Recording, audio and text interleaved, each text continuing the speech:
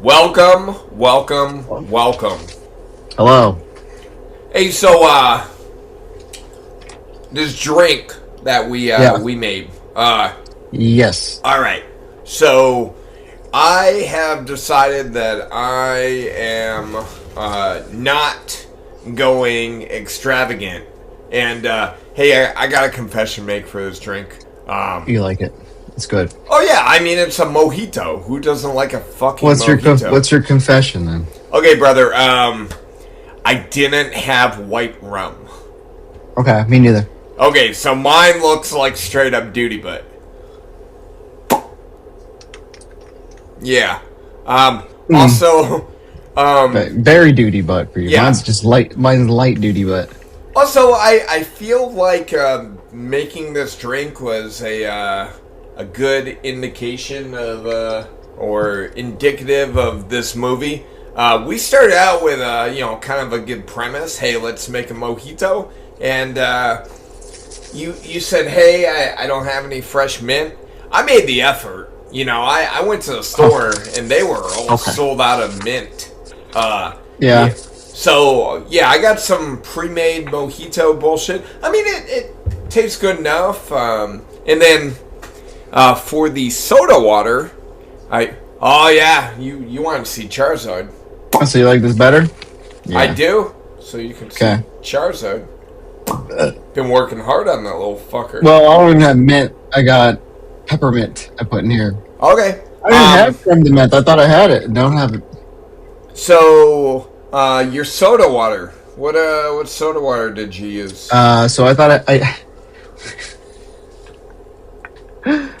I used this. All right, I thought I drank the last lime yesterday. Yeah. So I used raspberry lime.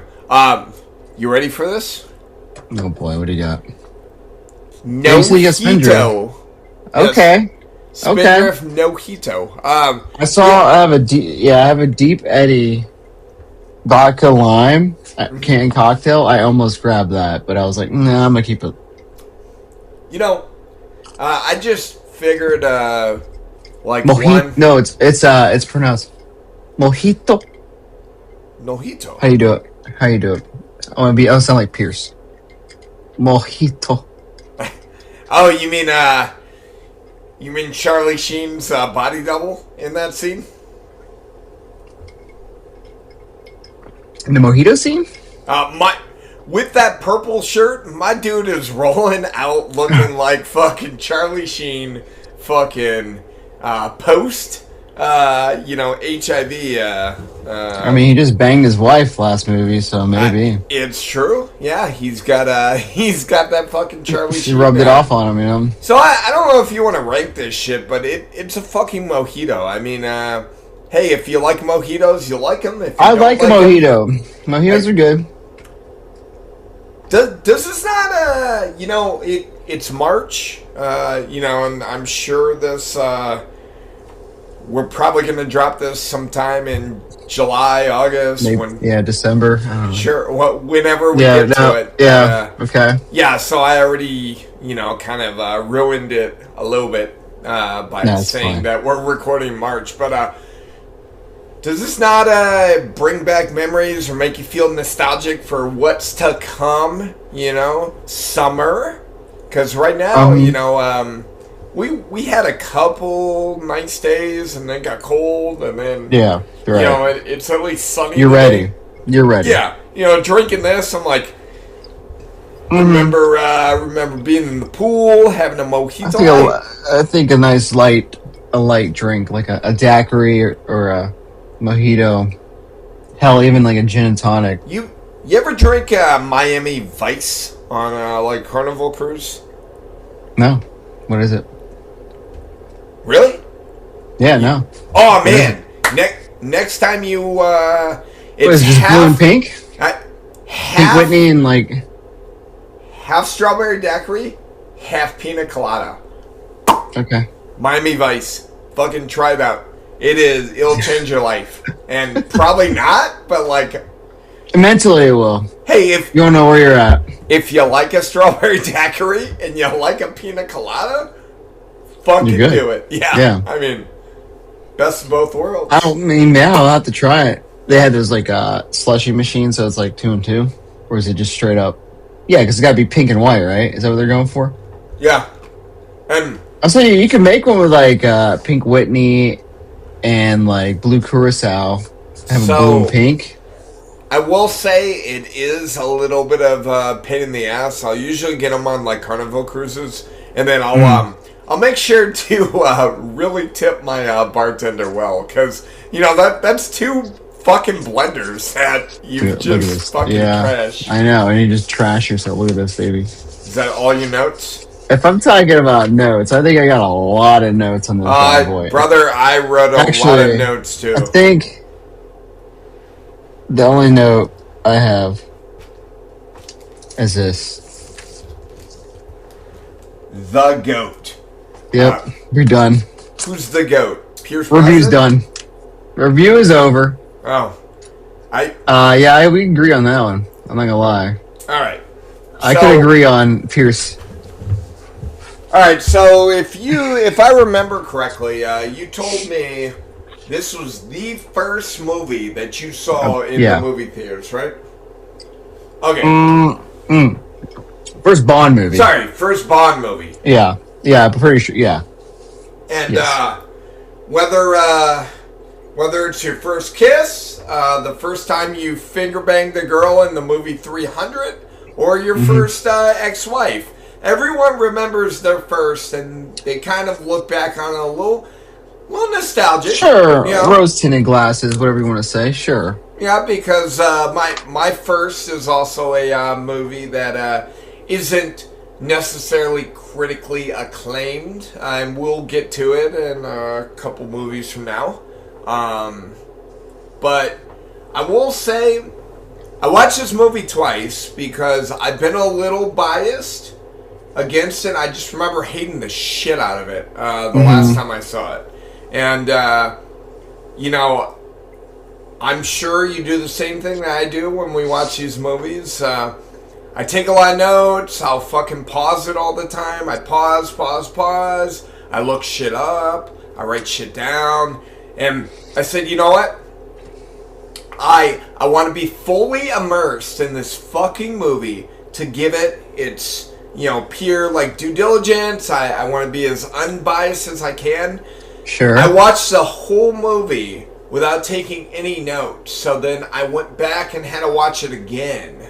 And I will say, I didn't like it the first time, and I actually didn't hate it more the second time. I was pretty indifferent the second time. Okay. So hey, now I will say before you hop in, there are a lot of, I don't want to say a lot. There are some things I really like about this movie. And I did find things in this movie, that, I'm like, you did this really well, and there's probably some things that you hated that maybe I liked. I think there's one thing that I really like, and I think you're probably going to say sucks ass. We'll see when we get there. We'll see. But make sure you let me know. Oh, I will. But yeah. Well, we're here, dying our day. It's the last Pierce Brosnan movie. What do you have to say for this movie that you've been defending and talking shit on and telling me I'm fucking retarded for hating? I think you're. I didn't say. I said you're sleeping on it. I said give it a chance. I'm saying, all right. What I gotta say quickly to start off, it gets undeserved hate. There are things to not like about it, but I cannot equivocally say that this is in the bottom 5 of Bond films. I do not believe that. There are some horrible Roger Moore movies. There's You Only Live Twice out there. You know what I'm saying? There are just this was an enjoyable movie. If you just kind of how do you say? Put If on I the went into blinders. theaters, sure, yeah. If I went into theaters and I saw this, I wouldn't be like, "Oh my god, that was fucking awful." You know what I mean? Like, and I think if you start to say that, you're delving into the territory of you're just being harsh. You're just being like, how do you? I think it's funny because this came out around the same time, but this really reminds me of the prequels for Star Wars Yeah. and how people were like. People would enjoy it just because of the movie it was, but then you have like the purist fans that are just like, "What?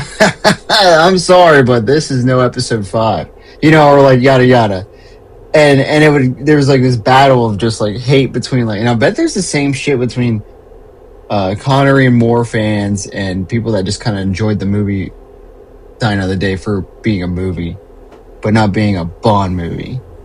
If that makes sense. So we can get into all the nuances. This is not a perfect film. This is not a perfect film. So at all. I thought about it. I think. So one, I do think this movie was kind of a product of its time. Yeah.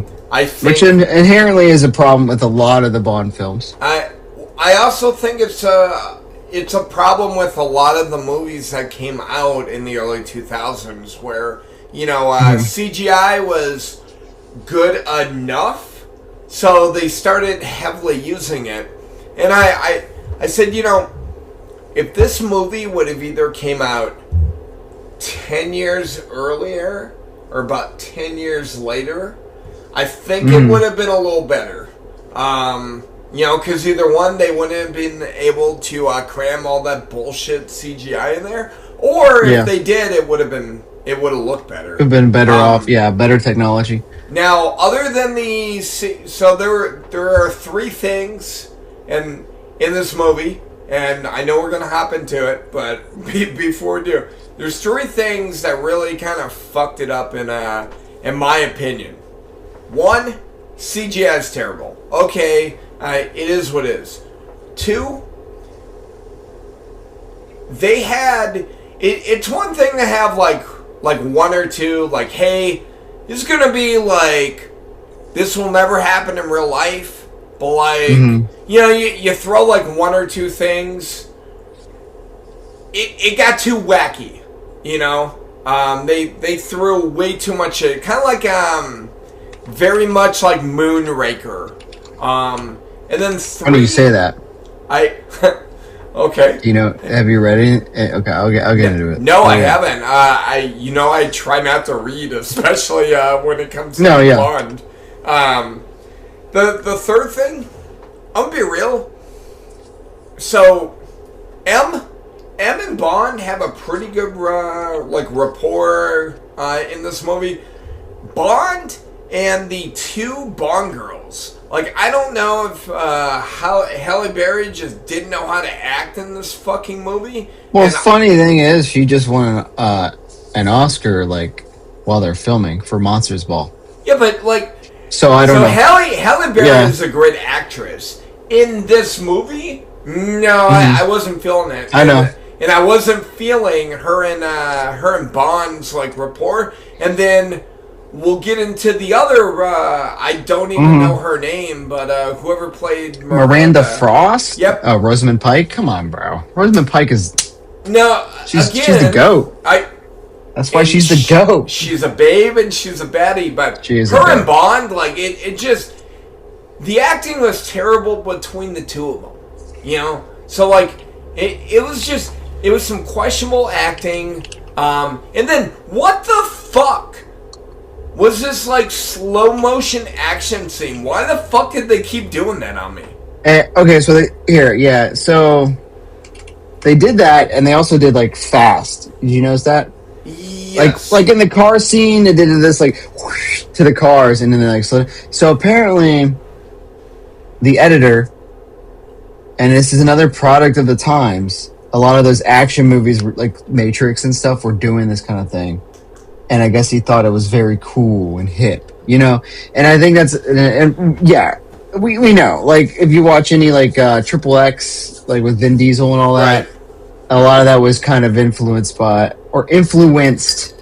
this movie, and whoever the editor was just like, I love this shit, and I get that. I thought that was silly. There was a few times like the General Moon, the dad, when he died.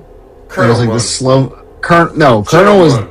His dad. Yeah. Yeah. General Moon was his dad. Colonel Moon was It was Gustav. So like when he shot him and he like died slowly and fell down in slow motion.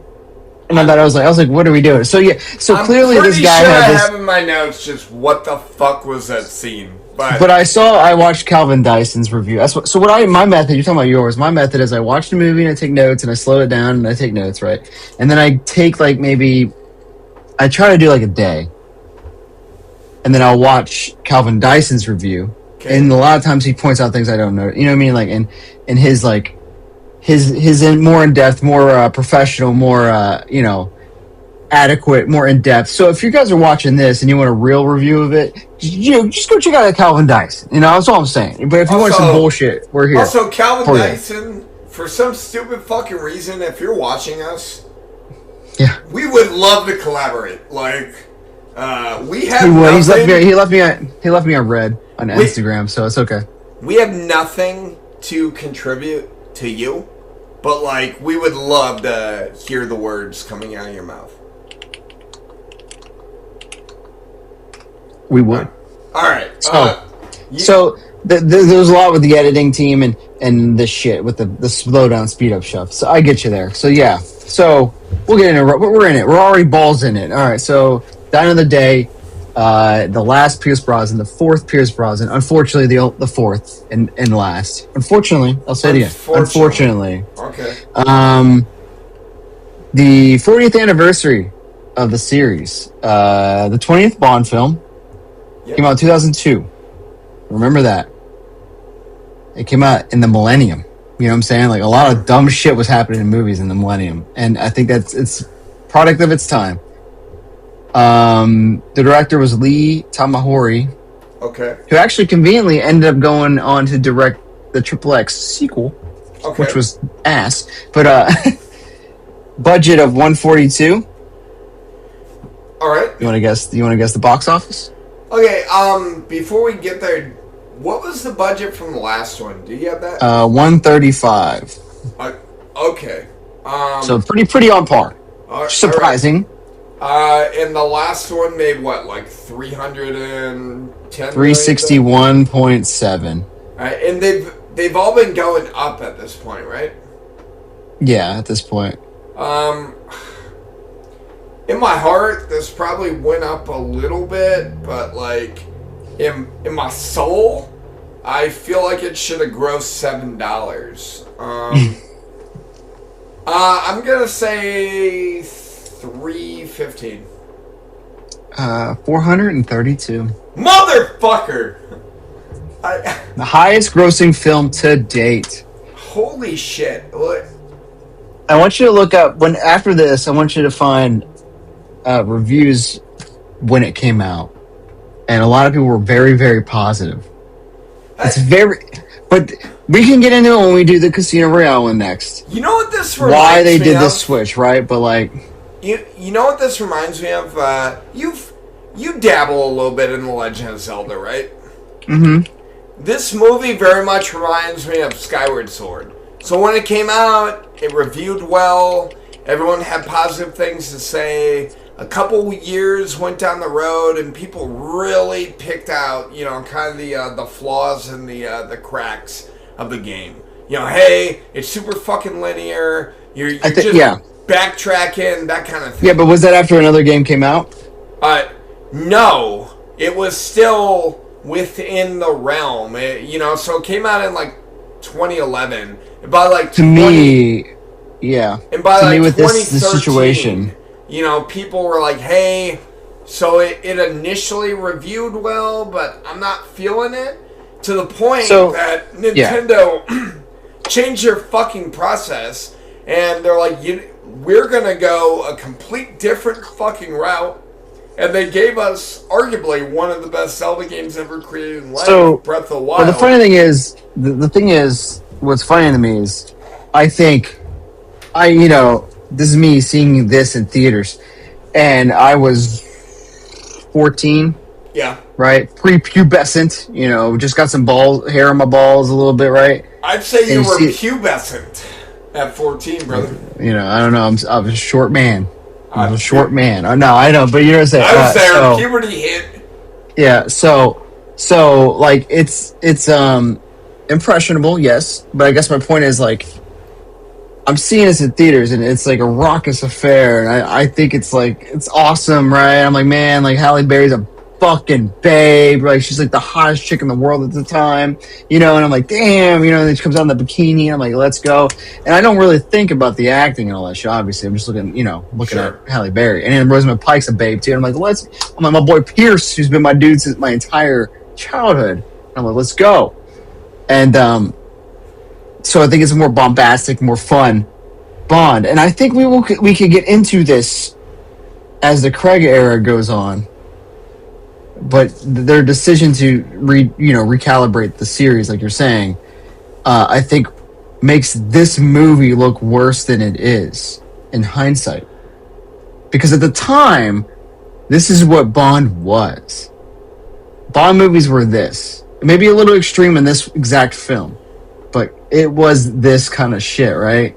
But now when you look back and you watch Spectre, you watch Skyfall, and you look back and you're like, what the hell is this? You know what I mean? Like, so like it's such a night and day thing, but that's just because you know what comes after. But if this was working, they would have came out, like they would have continued. But it was working. I mean, clearly the numbers state it was money, working, right? The money state. I agree with you. And then we talk about how back in the Moore era they were making money and they just kept doing the same shit over and over again. So I don't know. But I mean, we can get into it later when we get to the next, because I think this is more of a story for Casino Royale and how that became a movie. You know what I'm saying? Like, because I think if I read most of the time, I think is they finally got the rights to that movie story in 1999, and so like I know that they wanted to make it into a movie, and at this point Pierce is like what, 40 something. I have it in my notes. I think he's 49.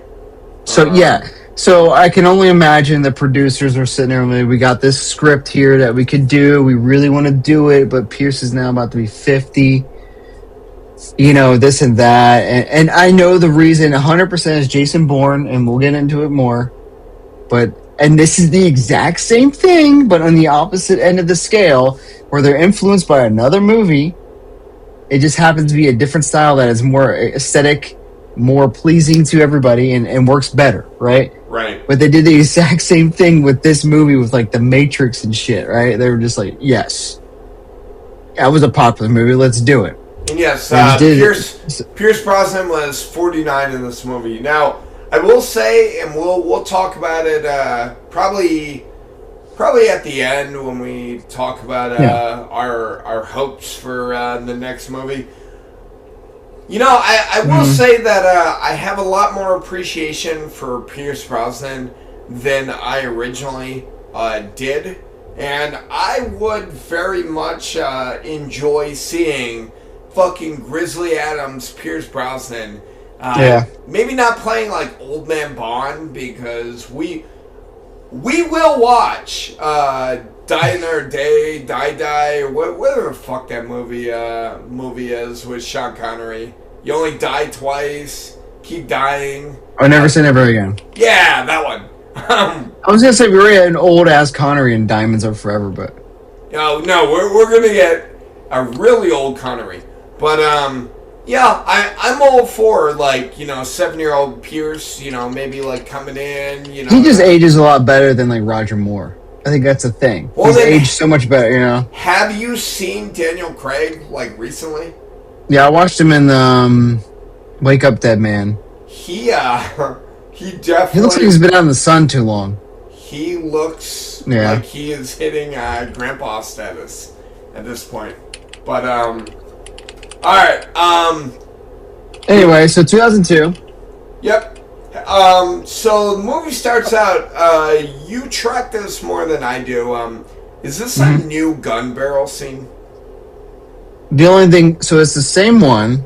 The only thing different is the 3D, not 3D, but the bullet. Oh, okay. The same music since like GoldenEye, but I think it's the same. Okay. Yeah. All right. So movie starts out. They're in North Korea, and right off the bat, Bond is doing his best impersonation of Kelly Slater. They're doing some tactical fucking surfing on the biggest fucking wave I've ever seen in my life. Cool. Cool. They roll up. They roll up to the beach, and then I don't know what to call it. They use like a satellite pen, like they fucking, I don't know, a beacon. Sure. Yeah. And then I don't know like if the pilot was in on this or what, if it scrambled the signal. All I know is it routes a helicopter to the beach.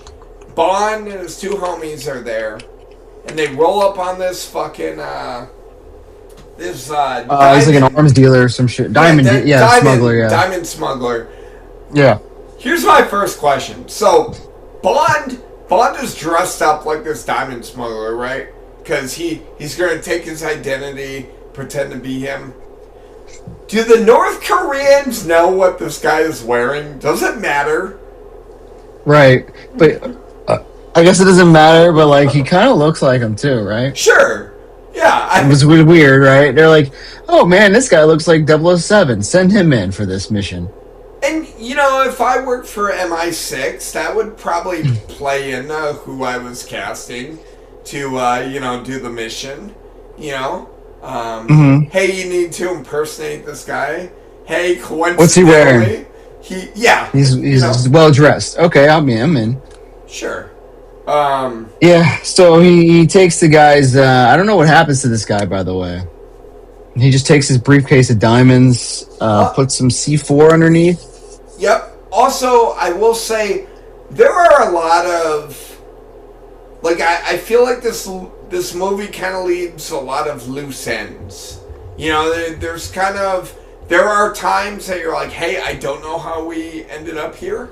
And I don't know what's going to go moving forward, but we'll go with it.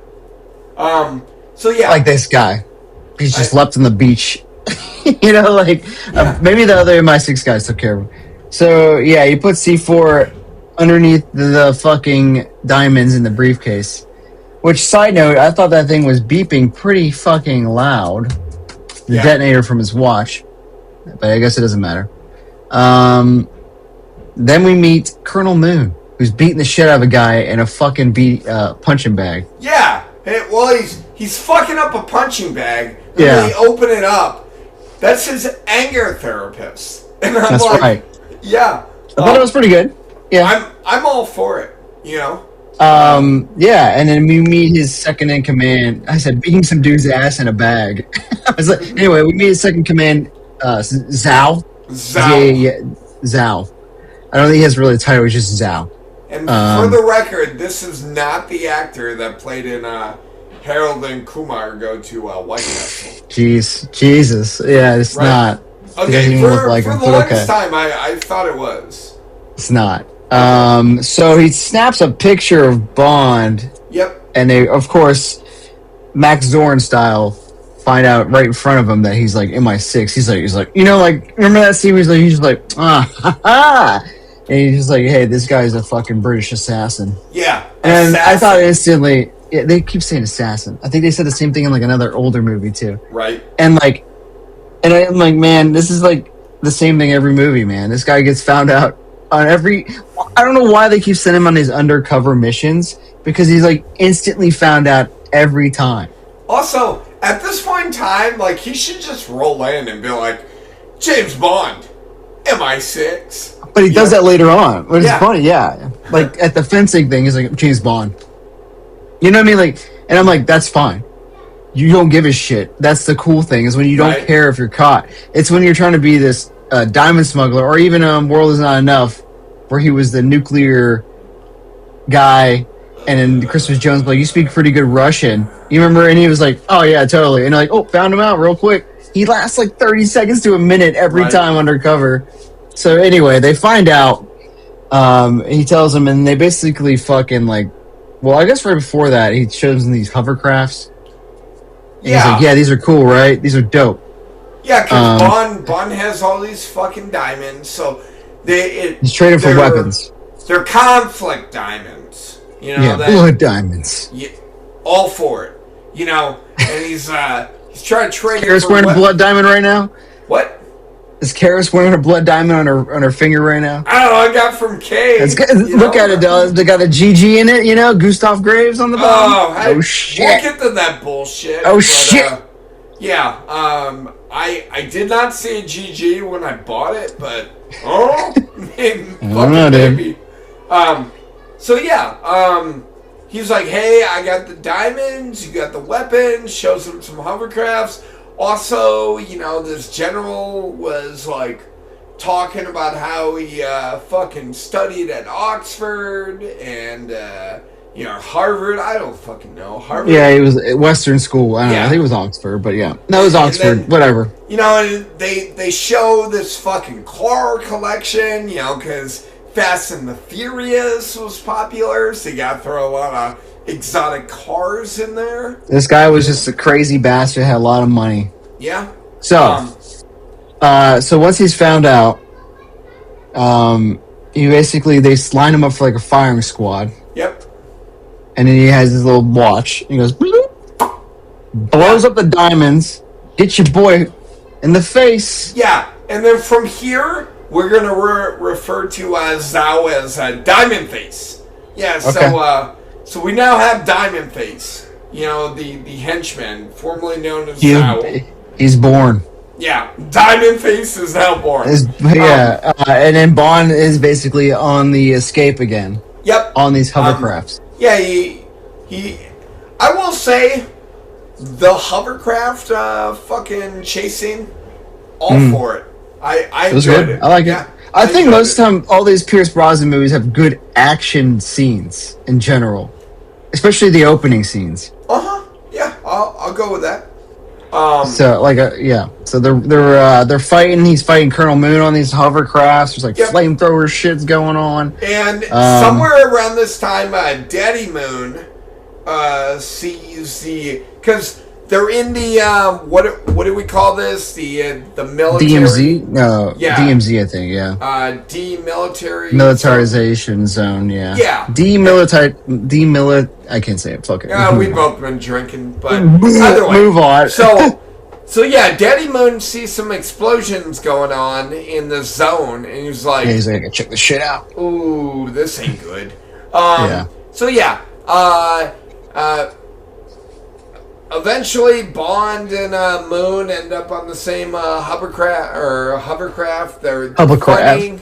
Yeah, hovercraft. They're fighting, and then the hovercraft goes off of a waterfall, and then Bond like jumps. Hanging on a bell. Yeah.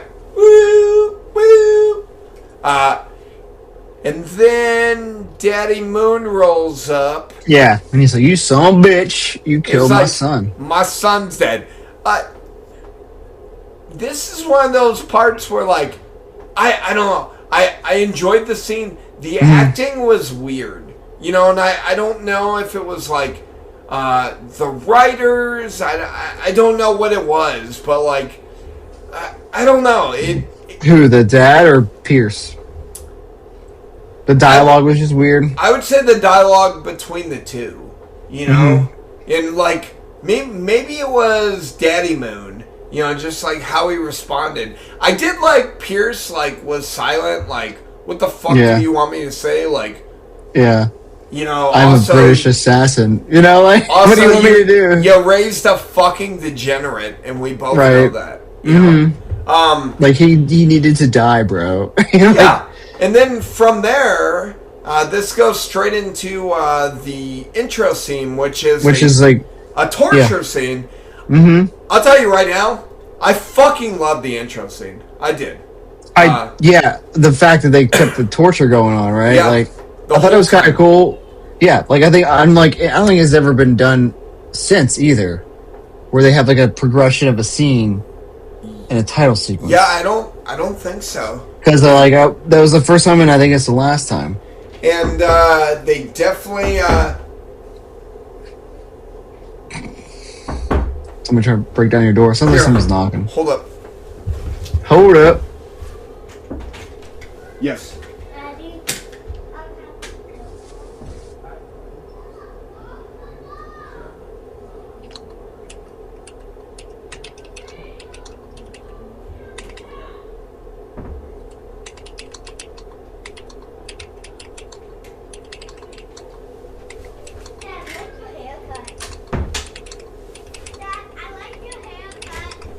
Thank you. Your haircut looks like shit. And I'm Stupid back. haircut. I have a stupid haircut. I was just fucking. Oh. So you were saying, so the title sequence, yeah. Yeah, all for it. I like the Scorpions. They were fucking, hit them. We find out they're hitting them with scorpion venom, and then they were also giving them like an antidote. A little antidote, yeah. And then, what'd you think about the song? Okay. I'm glad you asked. Yeah. So I said, Madonna. Not gonna lie, I think I love this song. Guilty pleasure, it's a bop. This is where I thought we were going to differ. I still have it in my head. You know, I love this song. No. I do. I was like, I've always liked it, but then when I heard it again, I was like, man, damn, you know what? This shit is good. I was like, yeah. That Millennium, fucking kind of like techno, disco, techno pop, yeah. Yeah, and then basically, essentially coming off of The World Is Not Enough, and I kind of let down with Garbage and their song, and then Sheryl Crow, and I was like, yeah, this might be the best Pierce's intro music, I'm not gonna lie. And it gets so much hate online. Really? I think it just gets hate because it's Madonna. Oh. And like, it doesn't fit Bond. And I'm like, I'm trying to think that, like, I mean, dude, what is a Bond song anyway? You know what I mean? Like, is Adele really a Bond? Right.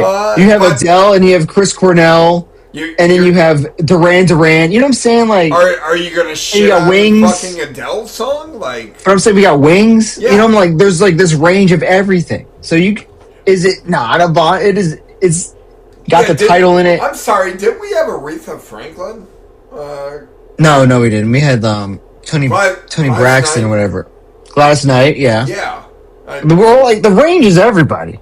That's what I'm getting at.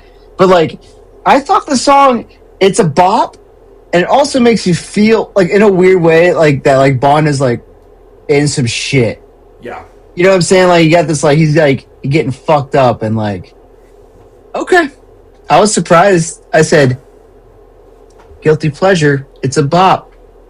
I fucking love this song. I said, I cranked up my volume. I was like, yeah, let's go. I think I'll die another day. Good talk. Yeah, there you go. Yeah, so then we finish up the intro, and 14 months has elapsed, and now my odd dude, amount of time, but okay. My dude Pierce is looking like the Geico caveman. He's looking like Castaway, like fucking Tom Hanks, fucking Wilson, you know. But I'll say, he pulls it off pretty good. Yeah. You're a dirty ass man. Yeah. So fucking Daddy Moon rolls up, and he's like, "Hey, I don't agree with what they're doing with you, but like, meh." And they tells the concierge. Yeah. They take. How many times do you think he tried to bang that chick while he was getting stung with scorpions? Hey, you want to fuck? She's like beating him. He's like, hey, what do you think about tonight, huh? He's like, I can't stop. Hey, you're kind of hot. What's up? Oh, yeah. While you're waterborne, how about I get some? And for the record, I'm a little How about I sting you with hard my right stinger? now. Yeah, why don't You I know? sting you with my stinger real quick? And I was like, I feel like he did at some point. I was like, maybe I can flirt my way out of this, you know? Like, yeah, so I'm I guess, sure. so you take him outside, they line him up. It's very insinuated. Also, I will say that at this point, General Moon does mention that there was an ally in the West that his son had. Yeah. There was a little drop of like, something happened. That's why you were caught. And That's then, all. yeah, and then he's trying to ask Bond like who this guy was, you know? Yeah, who's your ally in the West or whatever, Yeah, you know? and Bond's like, whoever betrayed me is who. It's the same, yeah. Same person that your son was dealing with. Yeah. And yeah, so at this point in time, Daddy Moon's like out of my fucking hands, you know. And you hear all the guns cock, and they're like, yeah, fucking walk, you know. And Bond's like, all right, guess I'm gonna. Yeah, this is today. it, boys. Yep. I will say Pierce does look pretty like, fuck, you know, like. Yeah. Good acting. Good acting chops on Pierce. Piercey boy. At least somebody had him in this movie. Yeah, that's what I'm saying. Somebody has to put the back team on their back, you know. Yeah. Somebody's had to Greg Jennings that shit. Yeah. So like, so they're walking through. He's walking. It's foggy, and then you hear someone on a loudspeaker. Keep walking. Keep moving. And then yeah, Bond and Diamond Face. Diamond Face. You broke your own rule, bro. Yeah, So, yeah, Bond Diamond Face. and Diamond Face make eye contact as they fucking walk. And he's oh, And I had questions at this point of why Diamond Face was in the custody of somebody not the Koreans. But then it was explained to me later. I think it's seen her two later, honestly. Yeah, I think Mr. Chang. No, M does. Okay. One of them says that he got picked up. Yeah, he was doing some nefarious shit and killed some China. American or something. Yeah. So effectively, it's a trade between Diamond Face and Bond, and then immediately they fucking like hit him with the Rhino Trank, you know. Yeah, bam! Things out like in 10 seconds, like a second. And now they got him in quarantine. I do like how he's like, my boy Robinson, what's up, dog? And he gets stank when he's like, yeah. So anyway, he wakes up and they're talking about him. Well, there's like a little voiceover. So we're talking about the scorpions and the antidote, right? Yep. And they said it's definitely him. His liver's not too good. Just a little side note. Well, I mean, he's an alcoholic. His liver was never good, you know. Yeah. So he wakes up. M basically walks in. She tells him about Zhao being a fucking turd nugget, and they like and she's just like fucking pissed that she had exchanged Zhao for him. She is mad. She did not want to see him to the point that she said, "You had cyanide. You should have fucking used it." Yeah. And I guess they said he was leaking information. Yeah. So that's why he got him out. M thinks that at this point in time, because she's a liability. She said something on the lines of a couple weeks prior to this, one of their agents died, and I will say the whole like you should have took your cyanide was pretty fucking brutal from her. Yeah, it's pretty callous. Like, and then especially considering the last movie. I know these movies are not until Craig. They're not like in order or anything like that, right? But they had developed this like. She was captured. He rescued her from Electra King, you know, and this she's like kind of felt like she kind of understood him a little bit, and then instantly be like, "You should have fucking killed yourself, bro."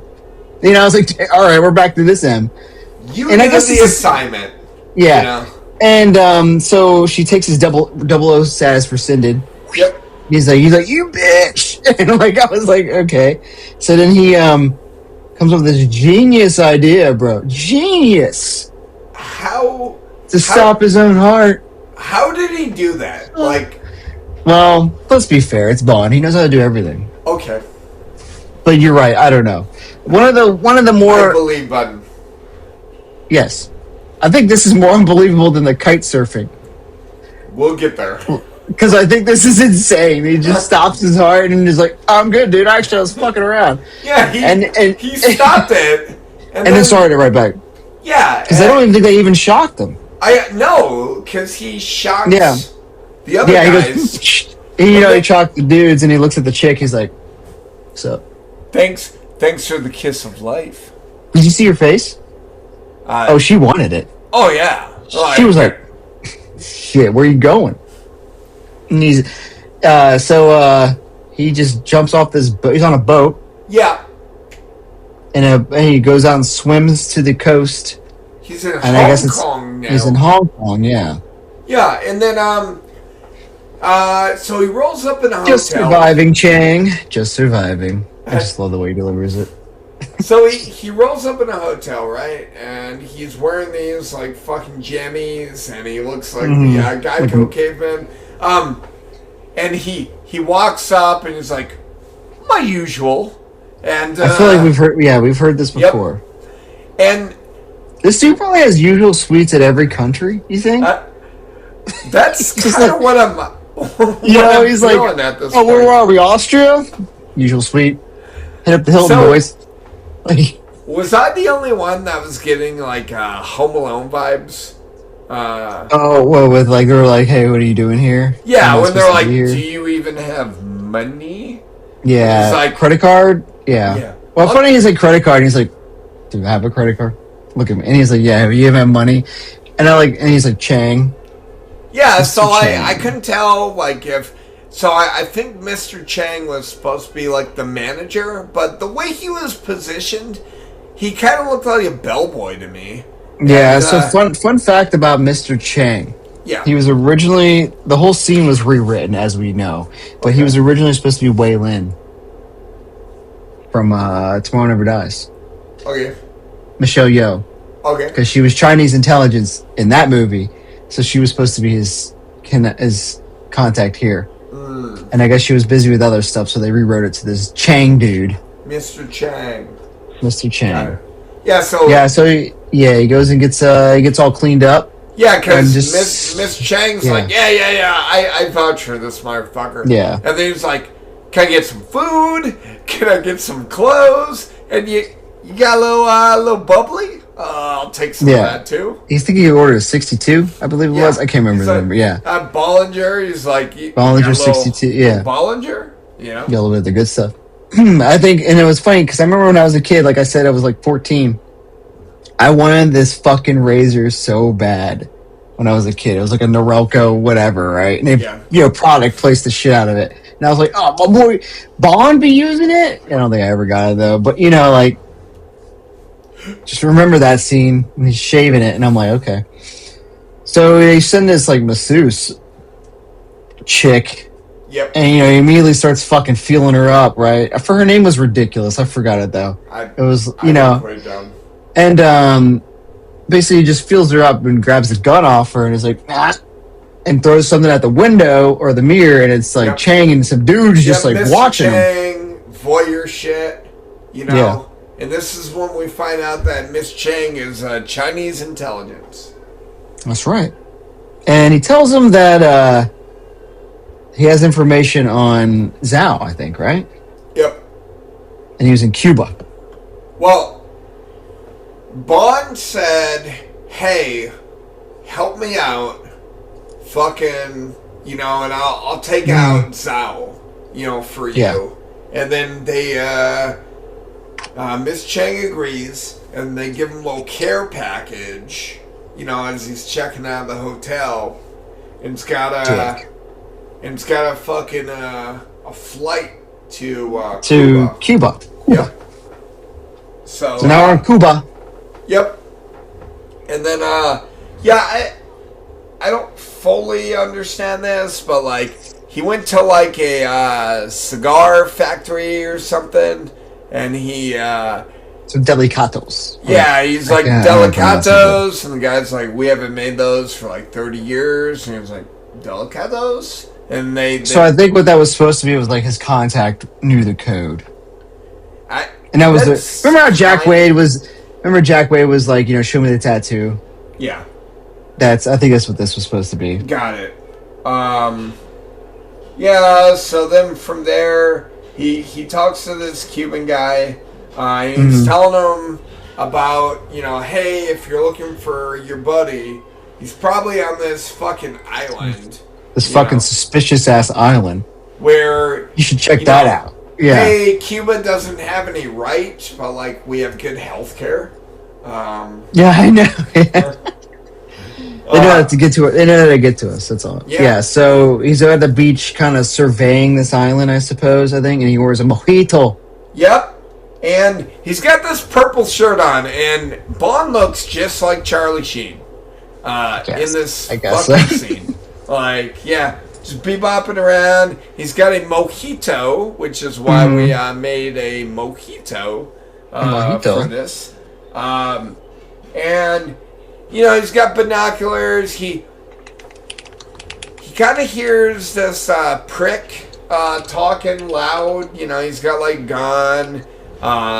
He's got a fucking like voucher to get onto this island. He's just a dick. Yeah. Okay, foreshadow. And he's using binoculars. And then he sees Halle Berry popping out of the water looking like a mermaid. That's right. Jinx.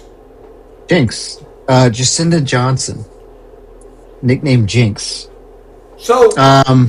yeah. He's a bird watcher, he tells her. Sure. It was a really weird, like, interaction between the two of them. And then it turns... So the only thing I can explain about the weirdness is that they were both...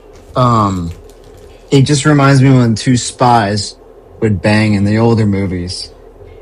And they almost knew they just needed to do it to get info on the other. But they weren't really good at flirting. If that makes sense. Like, I feel like Jinx was like, I need to get... This guy's suspicious. I need to basically fuck him. And get some information. But then again, she never really did. They didn't really know that the other one was an agent. They were really weird about it, and then they had some... I don't blame Pierce, man. The man's been tortured for 14 fucking months. He doesn't know how to flirt with women anymore. He's got to get his dick wet. And, he's just like, oh, man. Anyway, so they bang. One bang. Yep, one bang.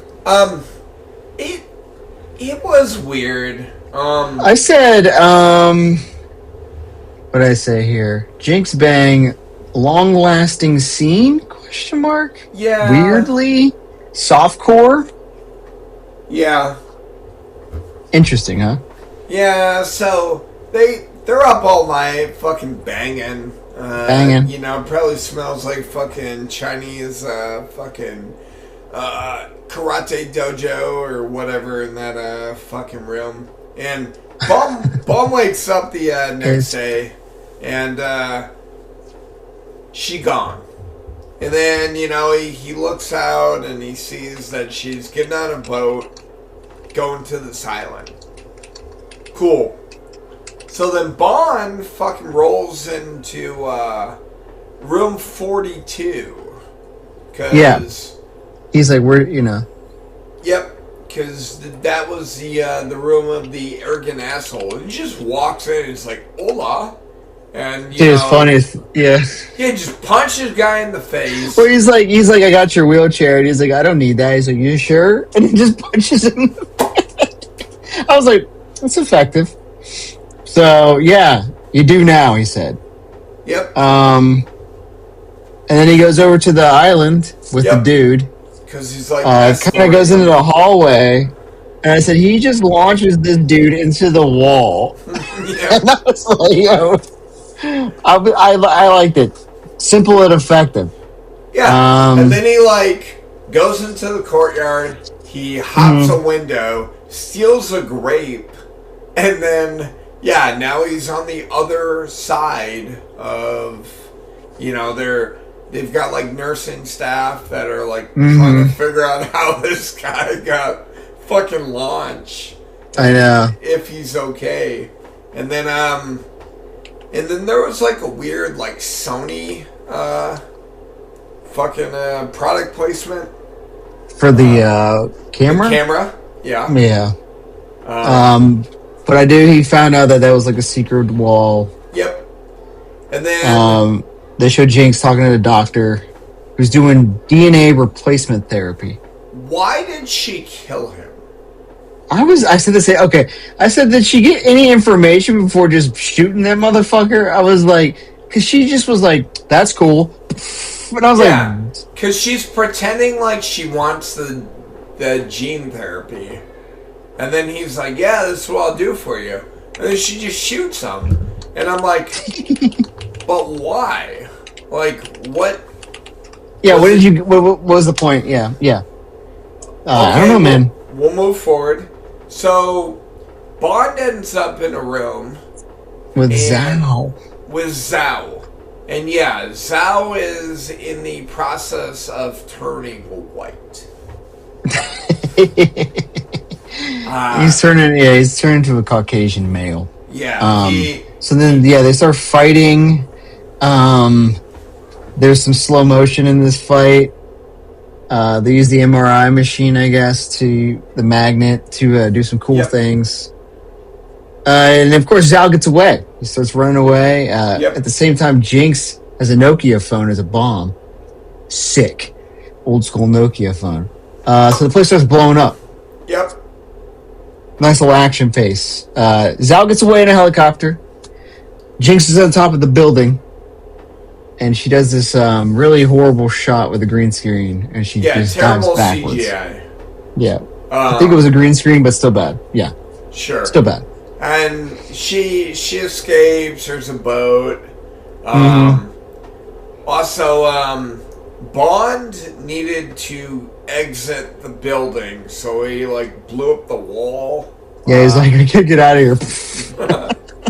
with a couple I don't know, air canisters. Oh, it was like a fucking air tank. Yeah. Fucking doom. Yeah. I thought it was funny. It was good. It's funny as shit. Yeah. And then resourceful. And then from there, Bond found a bullet with diamonds. Why? It was on Zhao. It was on Zhao. But why did the bullet have diamonds? It was Zhao's there. A dumbass. It was there so that Bond. It was the only reason why it was there. To do with the plot. 100%. To progress the plot. Zhao's an idiot. Yep. Anyway, so these diamonds have a GG on there. GG, baby. Yep, Gustav Graves. Gustav Graves. All right. So here's what I'm gonna say. There's three kind of parts of this movie. Okay. Yeah. This is the end of part one. Okay. For the record, I was entertained. I enjoyed part one. Mm-hmm. Part 2 and 3 is just where we just start going off the fucking rails. But part 1 was good. Up until this point, okay. I remember watching up to this point. I'm like, did I actually not like this movie? Because right now I like this movie. You know, if it would have stayed like this, I think this would have been a really good movie. You know? Now, it made a lot of money, so does it really matter what I feel about it? Probably not. I don't know. Maybe not. Yeah. Well, so Gustav Graves, he's like, oh yeah, he's in London or some shit for something. He's like, okay, so he gets on a plane to London. Yep. I just want to drop fun fact. Did you know the stewardess that gives him, I don't know, the martini? Just think, she is Roger Moore's daughter. Did not know. Her little cameo. Roger Moore's daughter. I'd say go back and watch it, but I don't want to watch this movie again. Oh, come on. But anyway, yeah, so she's, I guess there's a lot more of this scene, but they cut it all out. So anyway, that was cool, I thought. So then they go to home to parachuting down, Sure. And then to Parliament, basically. Yeah, and then it's to meet the Queen. It's like a press. Hold on. Please stop knocking. What's up? I'm gonna keep the chicken here. Okay. Hey. Envelope.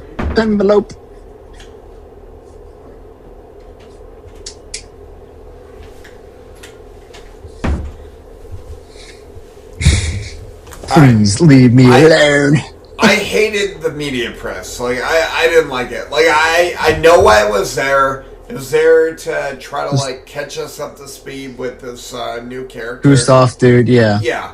You hated it? Why'd you hate it? It was so I don't know, it was annoying, you know, and they're just like, hey, is it true you do this? And you do that and you don't sleep? You're so awesome. Yeah.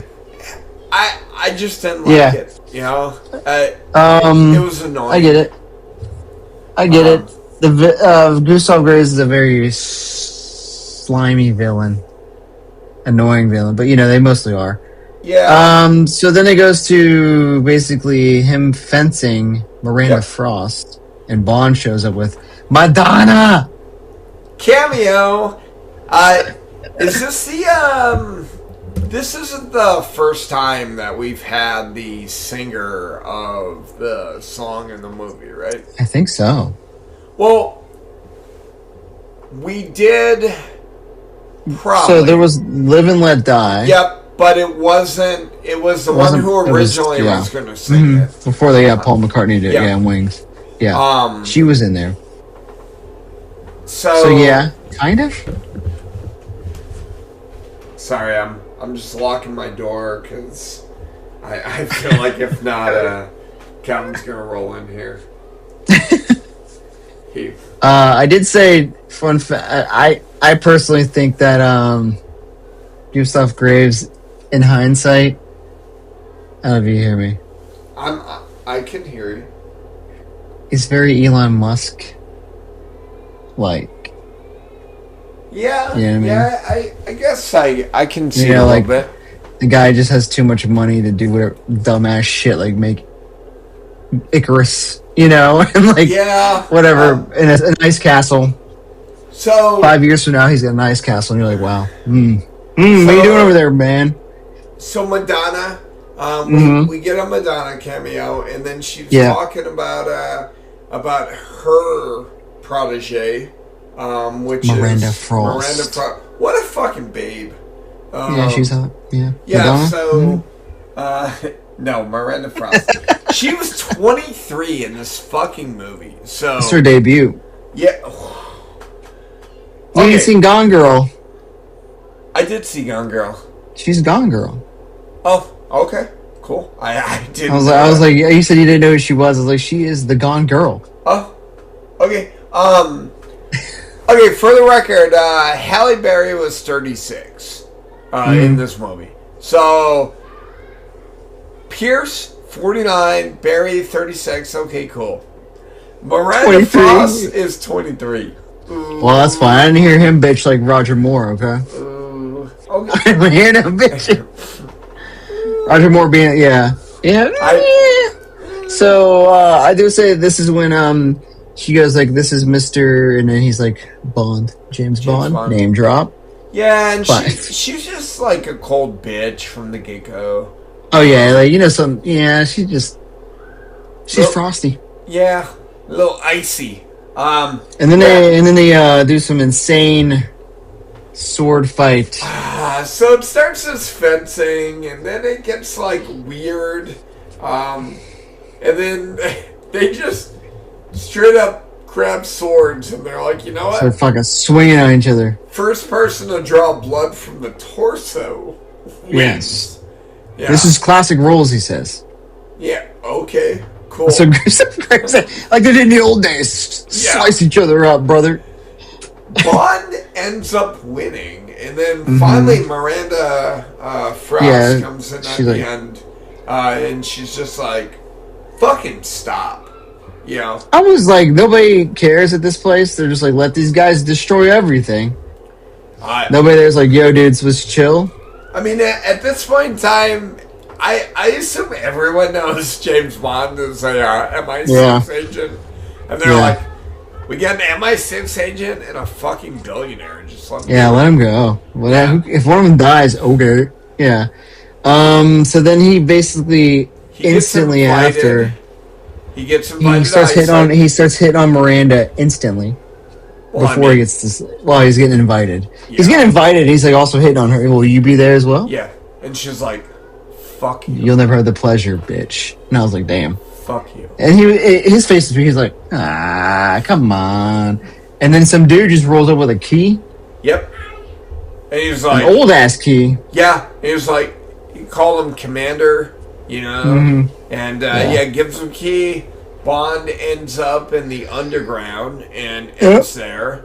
And then M's effectively like, hey, what do you know about Gustav Graves? And Bond's like, now you want me to help? You want my help now, bitch? Yeah. And she's like, you know the fucking assignment. What do you got? What the fuck you got? And he's like, I don't know what I got, but I don't trust this little prick. You know, and then she's like, all right, you're reinstated. Omni Domni. Yeah. Done. And then they cut to this he's at his as desk. No. Yeah. It was Q. Because when it stops, he's with Q. Because it starts with the virtual mission. Oh, you're probably right. Because he's at his desk cleaning his gun, and then he hears some gunshots. So then he goes through the MI6, and he's like, he sees Moneypenny's dead. What do you think? You think that was real? Did I think Moneypenny was dead? No, not from the get-go. No. And then Robinson rolls up. Yep. And then Robinson gets lit up. Yep. And then he busts in, and this guard has M. He shoots through M. They get him, and then it stops, and it's Q, the new Q. He's like, you're not supposed to shoot M. And Q was R in the last movie, right? Basically got promoted because they said that Q retired. Yep. And then, and this is the one and only time that we had this Q. Yep. Good. Weird, but yeah. Good? You didn't like him? I thought he was better in this than he was in the last one. He's alright. I mean, I enjoy his replacement. Yeah. I think there's he calls him 000. Thought that was kind of funny. Yeah. The Ring introduced here. I honestly want to get into this later on after we're done. But I don't know if you know this, but there are a lot of Easter eggs in that office. There is actually, since it's the 20th film, 40th anniversary, there is a reference to each movie and throughout this movie. Oh, really? So I'll go through that when we get to the end. But a few of them are in Q's lab. There's the crocodile sub. You remember that thing from Octopussy where he's in the crocodile? Things like that. So he's there.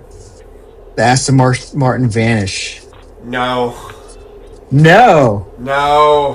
Come on, man. Besides it being this invisible, it was a sick car. Okay, the car itself was fucking dope. Invisible car? No. Hey, we had a submarine car. No, this is fine. Somehow the submarine car is more believable. You guys are wild. No, I hate it. I did that. He was like, you can shoot through this manual in a few hours. And he throws it up, and he's like, only took a few seconds, Q. I laughed. Yeah. I think honestly, out of all the Bonds, and this includes Craig because we know how Q is there. I think Pierce and Q in every movie has the best dialogue. They just bitch at each other in playful ways and make I don't know. I very much maybe I very much enjoyed Q and Moore. Yeah. Okay.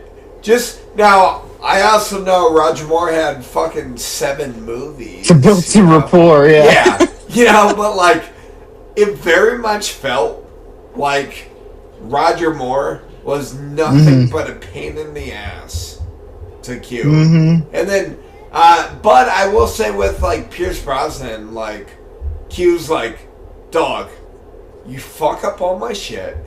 Like, can we just not? You break everything. Yeah. Like, you bitch. And I can only imagine that working in like MI6 is like either working like the police or the military, where like there's probably paperwork galore. That fucking I know. Every time something breaks, like, okay, so, we broke a fucking $200,000 Aston Martin. Whoa, what do we do now? Like, oops. Q's the one who has to fill out all the paperwork. Yeah. To get another one. That's true.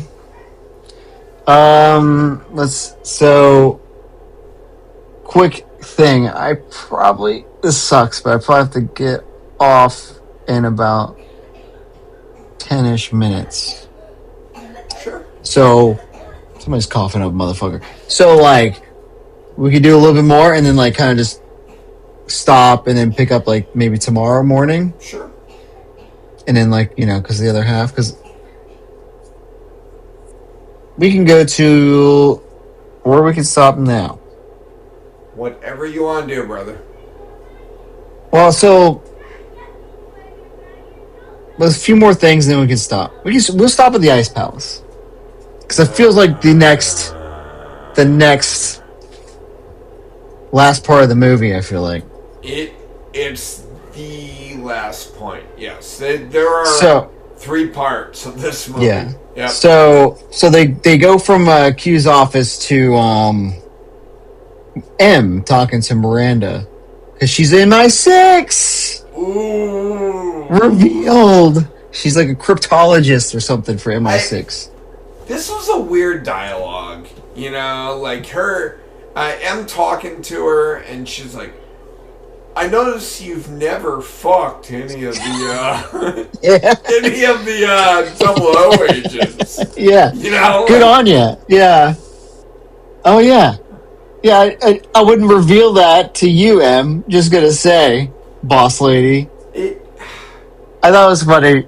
I thought it was funny that, fuck, I was gonna say. Would it, damn it. Oh, yeah. I thought it was funny considering, like, a couple movies ago where she was like, hey, you need to go bang Elliot Carver's wife. Pump her for information. And now she's like, I see you don't bang double O's. I guess I can use you. And I'm like, what? Or, like, why didn't we think about this last movie when the doctor was checking him out? Like, to release him, and they're like, oh, it's what's her face? She fucks him all the time. She's gonna clear him medically to get back in the mission. Right. Amy should be like, I see, the doctor. I see you haven't fucked any of, the double O's. Congratulations. But, would you like to? Like, well, you know what? You haven't yet, but we're gonna do you a favor. We're gonna set you up on a mission with James Bond. We're gonna knock this out of the park. You're gonna be able to bang one real quick. Yeah, it's your rite of passage. It's a weird scene. The one thing that was interesting about it, the dialogue was. Now I don't know if they really thought about this, but she says he's a blunt instrument. That's what Miranda Frost says. Does that sound familiar to you? No. Okay, so it happens in the next movie when Emma's talking to James in Casino Royale, and she says, you're a blunt instrument. And it's like, only 2 fucking times that goddamn statement has been said about James Bond. And I just find it weird. This movie is referring to movies in the future, Mike. That's how good this thing is. It's predicting the future, man. Or the writers are the same writers. Or Casino Royale was having a little continuity, but I just thought it was a nice little fun tidbit there.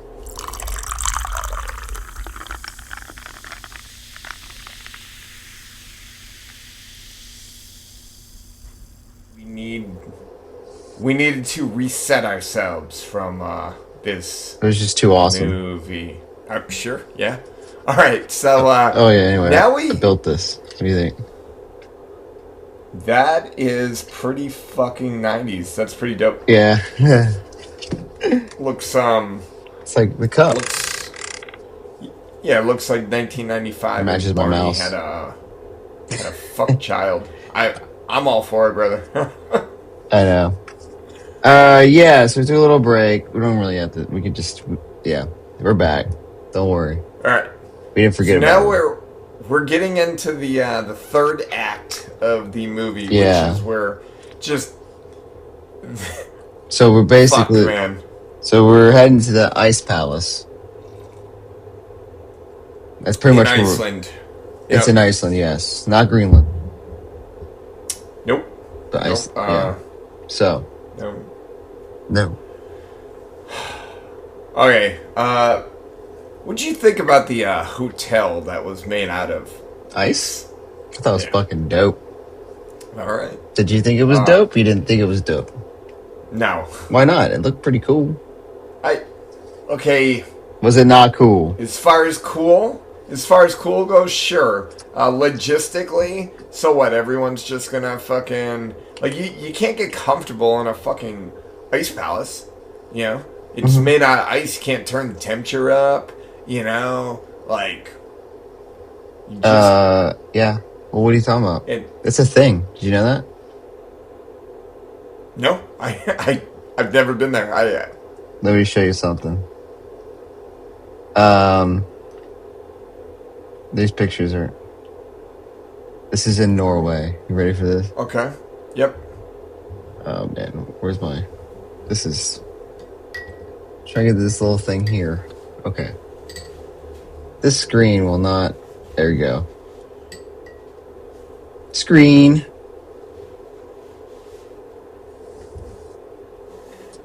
I knew you were gonna bring this up.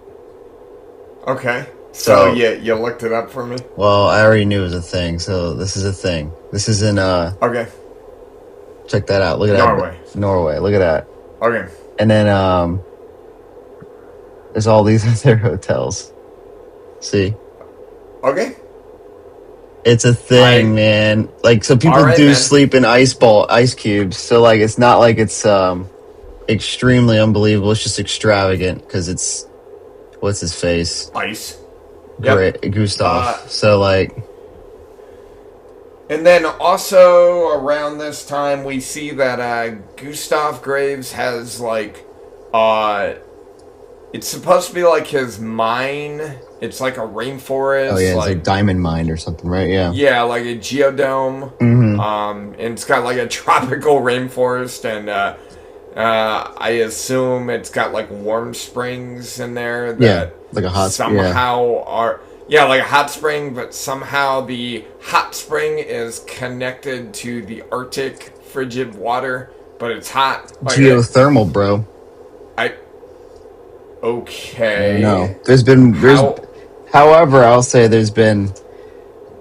I'll just say, as far as evil layers go, or whatever you want to call this. Yep. It's not much more unbelievable than a guy in space. One. Okay. A guy underwater trying to make everyone like fucking frog people in Atlantis. Mm-hmm. A guy in a volcano, Blofeld. Okay. You know, I don't know. It's just as weird. It's just as weird. It's just another dumb Bond villain. It's a Bond villain trope. It's not so I think a lot of times if you want to attack, you gotta attack them all, because every one of them is fucking how many guys have killer water creatures, for no reason. Here's my giant barracuda. I'm not gonna shoot you though. Yeah. And how many guys have a non-functioning diamond mine, and the only thing that functions is the lasers? That's right, lasers. Yeah. Well, and then you get then you ask yourself, why do they actually have lasers if nothing else functions? To be, it's a layer. It's a layer. I don't know. Get it. You know, I think I'll hit the I believe button. But yeah, as Bond, maybe it was gonna be a diamond, and he just didn't get to build it yet. You know. Okay. Yeah. I'll hit the I believe. So the other thing, when they were rolling up to Iceland, Bond saw Gustav Graves coming. What do you call this contraption? Oh, I don't know. It's like It's effectively like a land cruiser. It's like a jet without wings. I don't know. It's like what do you? Yeah, let's find out. What do you call? Irregardless, he's trying to set some like speed record or something. Speed record. Yeah, Graves is talking to this guy with bad hair. Vlad. Like, Vlad? Yeah. Okay, he's talking to Vlad. And, yeah, Vlad's like sucking him off, talking about. He reminds me of that guy in Tomorrow Never Dies, like the random one with the toupee. Or sorry, the fat guy who was like the decoder guy who had like the safe with all the drugs in it. Got it. Like he's just a dude on his side who's just like the actual brains behind everything, and he's just like it's called an ice dragster. Okay. I guess it's a thing. People. I mean, it looked like a thing. I wasn't questioning the validity of that. You know, they just. Although it does say it's custom built, so who knows? Bond movies tend to have a reason why they show you things. So. Oh, I know. It's just like I always take note of the Q Lab conversations and trying. I always found it fun when you watch these movies and you're watching the Q Lab to predict, like in your mind, what that's going to be used for. You know, like when you showed the ring, I was like, oh, what's the ring going to be used for? You know, like. Also, I guess taking a step back, so after we saw the invisible car, we then see Bond driving in Iceland. I looked it up. Yes, Bond technically can get there using his own vehicle, but it looked like a little bit of a hoss, because it's like they ferry it across, and then there's like some shipping, and then I don't know how far in Iceland. I don't know. It seemed very elaborate for him to get his own car. I know, but then you guess who pulled up right after? Yeah, Jinx and Johnson. A fucking Thunderbird. So she took her car too. So and you're like, okay, all right. Well, that's the victim of product placement, the Thunderbird. Sure. Because at the time, Aston Martin, they still are, I believe, owned by Ford. I don't think they're owned by Ford anymore. I think they're owned by Tauntaun. So they were, and it was at the time, and so once they got Aston Martin wedged back in there, they took it from Beamer, right? And they were like, well, at the same time, we got this new Thunderbird coming out, so Jinx is about to have that, so. Which I will say for the record, that new school, old school looking Thunderbird. It's a nice looking. I was always partial to it. I don't have one. I've never owned one, but I would. It's not bad. I've looked into them. It's a cool. They tend to go a little more. Shit, what am I doing? I got the book. They tend to go for a little more than I want to spend. You know, if I fell into one of those little Thunderbirds for, I don't know, like $3 or $4 grand. Yeah, hers is like a coral red one or something. It's kind of sick. Yeah. All right. Yeah. Cool. So they meet Mr. Kill. Don't forget about Mr. Kill. Yep. And Bond said something about his name. He liked it or something to that effect. The Vanquish is arguably the best Bond car of them all. A brute in a suit. That's what they call it in this book. It's a good-looking car. It's a V12, by the way, that Aston. When you looked it up, did you see what they did to it all? No. We'll get to it when the chase. Okay. So then, around this time, Diamond Face walks in looking like Darth Diamond Face. Oh, with his hood on, yeah, his like trench coat Yeah, looking. you know, I Calvin Dyson called the Neo jacket, like from Matrix. okay, You know, he looked like yeah, he's like I thought he looked like Sith he Lord, does kind of, but yeah. Which is yeah, ironic considering how Gustav fights people at the end. But yep, Gustav Palpatine. yep. So then we have a reunion, and this is where we find out that Gustav Graves is Baby Moon. Baby Moon. Yeah, Yeah. Baby Moon didn't die. He just He was reborn. changed his DNA. Yeah. Yeah. And then they make fun of how stupid Bond is and how I was this close to his face, yeah. and he didn't know who I was. You know, I'm like, well, I mean, in all fairness, if Yeah, you're a white guy now. yeah, I mean, if gene therapy is a real thing, and you completely, I mean, if you change yourself to a Chinese man, I probably wouldn't recognize you, Zach. Or Damn, maybe yeah, a Japanese man. That's right. We'll get into this. What? Yeah. Isn't this weird, huh? Yeah. Plots? I don't know. Yeah. Callbacks or something, perhaps? They Yeah, just have CGI, so they do it better. They do it better. Worse? Man, imagine if Sean Connery had this, whatever, DNA replacement therapy just to go over to Japan. And Yeah, instead of fucking just eyelashes fake or skin. something. Yeah, his hair brushed down. Good God. All right. So then around this time, Graves shows off Icarus. Effectively, it's a giant fucking laser beam. Holy I'm sorry. The engine on this Vanquish, 5.9 liter V12. V12. Fucking massive, boy. 490 horsepower. Anyway, yeah, so this big laser beam.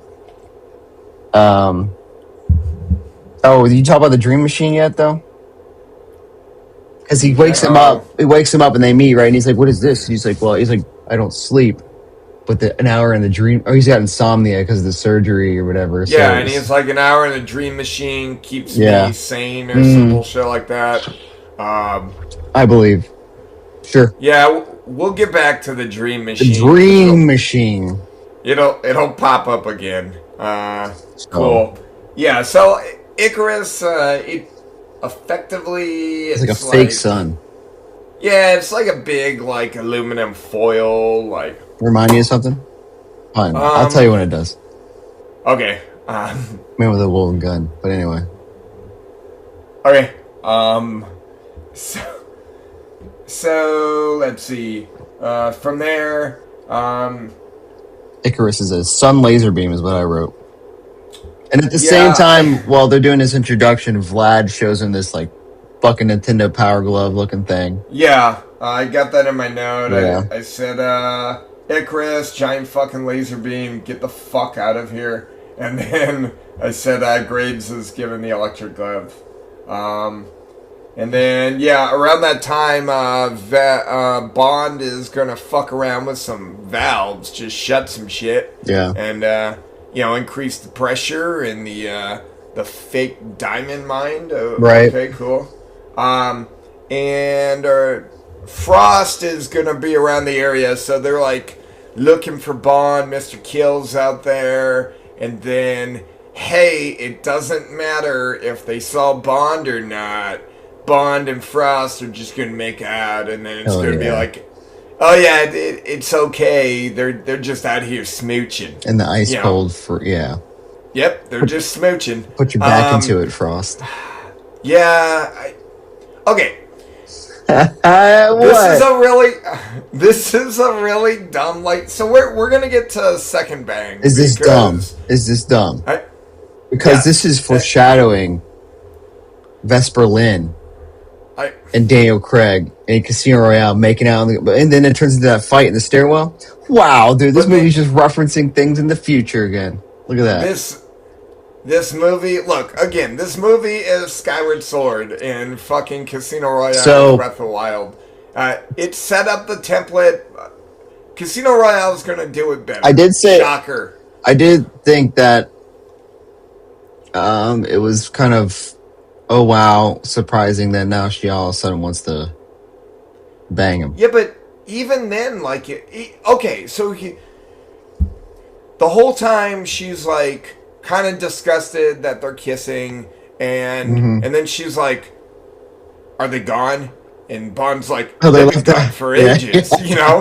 And she's like all freaked out, right? And she's like, "Ugh, get the fuck off me." Cool. And then Bond's like, "Hey, we need to have the illusion, so let's come back to my room, and we have to have the illusion that we banged all right." So I need to smell like your all badge. Well, okay. I mean, he was like, And then, he's like, I they need it. just start getting naked, right? Okay. Yeah. Just here, I will let every 3 people that are fucking listening to us, giving the illusion that you slept with someone and actually sleeping with someone. You don't actually have to fuck someone to make people believe that you fucked them. Not according to James Bond, dude. Okay. That's the thing. M's like, hey, you gotta fake to be this girl. He's like, okay, say no more. She's like, no, I said fake. He's like, huh? What? Yeah, but okay, what I'm saying I agree. is, I agree. Like, Bond is all for banging women that hate him, women that love him. Bond doesn't care. Fucking Miranda Frost. I keep wanna say call her Miranda Frost. Tate because I watched Batman Okay. the other day Yeah. for funsies. Frost. I'm so confused where it just like clicked in her mind, like, yeah, I might as well do it. I got nothing else going on for the evening. Because she's like, even as she's getting in bed, she's like, you repulse me, you know, kind of thing. She's just like stripping her clothes off, and I'm just like, sweetie, you don't have to get naked and fuck this dude. All he said was, you should stay in my room for the evening. But hey, we got there. Second bang. Second bang. Hottie bang. Yep. Double Frost hottie is a bang, hottie. yeah. Frost is a fucking hottie. But okay, yeah, it's just Nice. That's nice. the weird dialogue. I think it's more on a fact that she's, if you want to really peel it back, that she's probably just psychotic. Because her and Graves are both crazy people. You know what I mean? And maybe she thought this is easier for her to get like control on Bond and turn on him. Not to spoil anything, but spoiler. That's my only thought. Is that that's my thought. My thought maybe is that he'd be more. Which whatever. I don't think. I thought the acting. Sure. It was a little lackluster. But this is our first movie, man. This is our first movie. Okay, cut her some slack. Jesus. You know what? Yes, I'm way too. I'd like to see you in there banging Pierce. Oh, I'd like to see you pretend. Yeah, I'd like to see you. Hey, Mike, go pretend to bang Pierce. Oh, pretend. Oh, Bond. No, oh no. Oh no. We gotta pretend here. Oh, I have to cut this. I have to edit. This is explicit. It's funny because the sunlight in the low resolution, I just see white. Yeah, he's extremely pale looking. I'm blind. Yeah. Christ.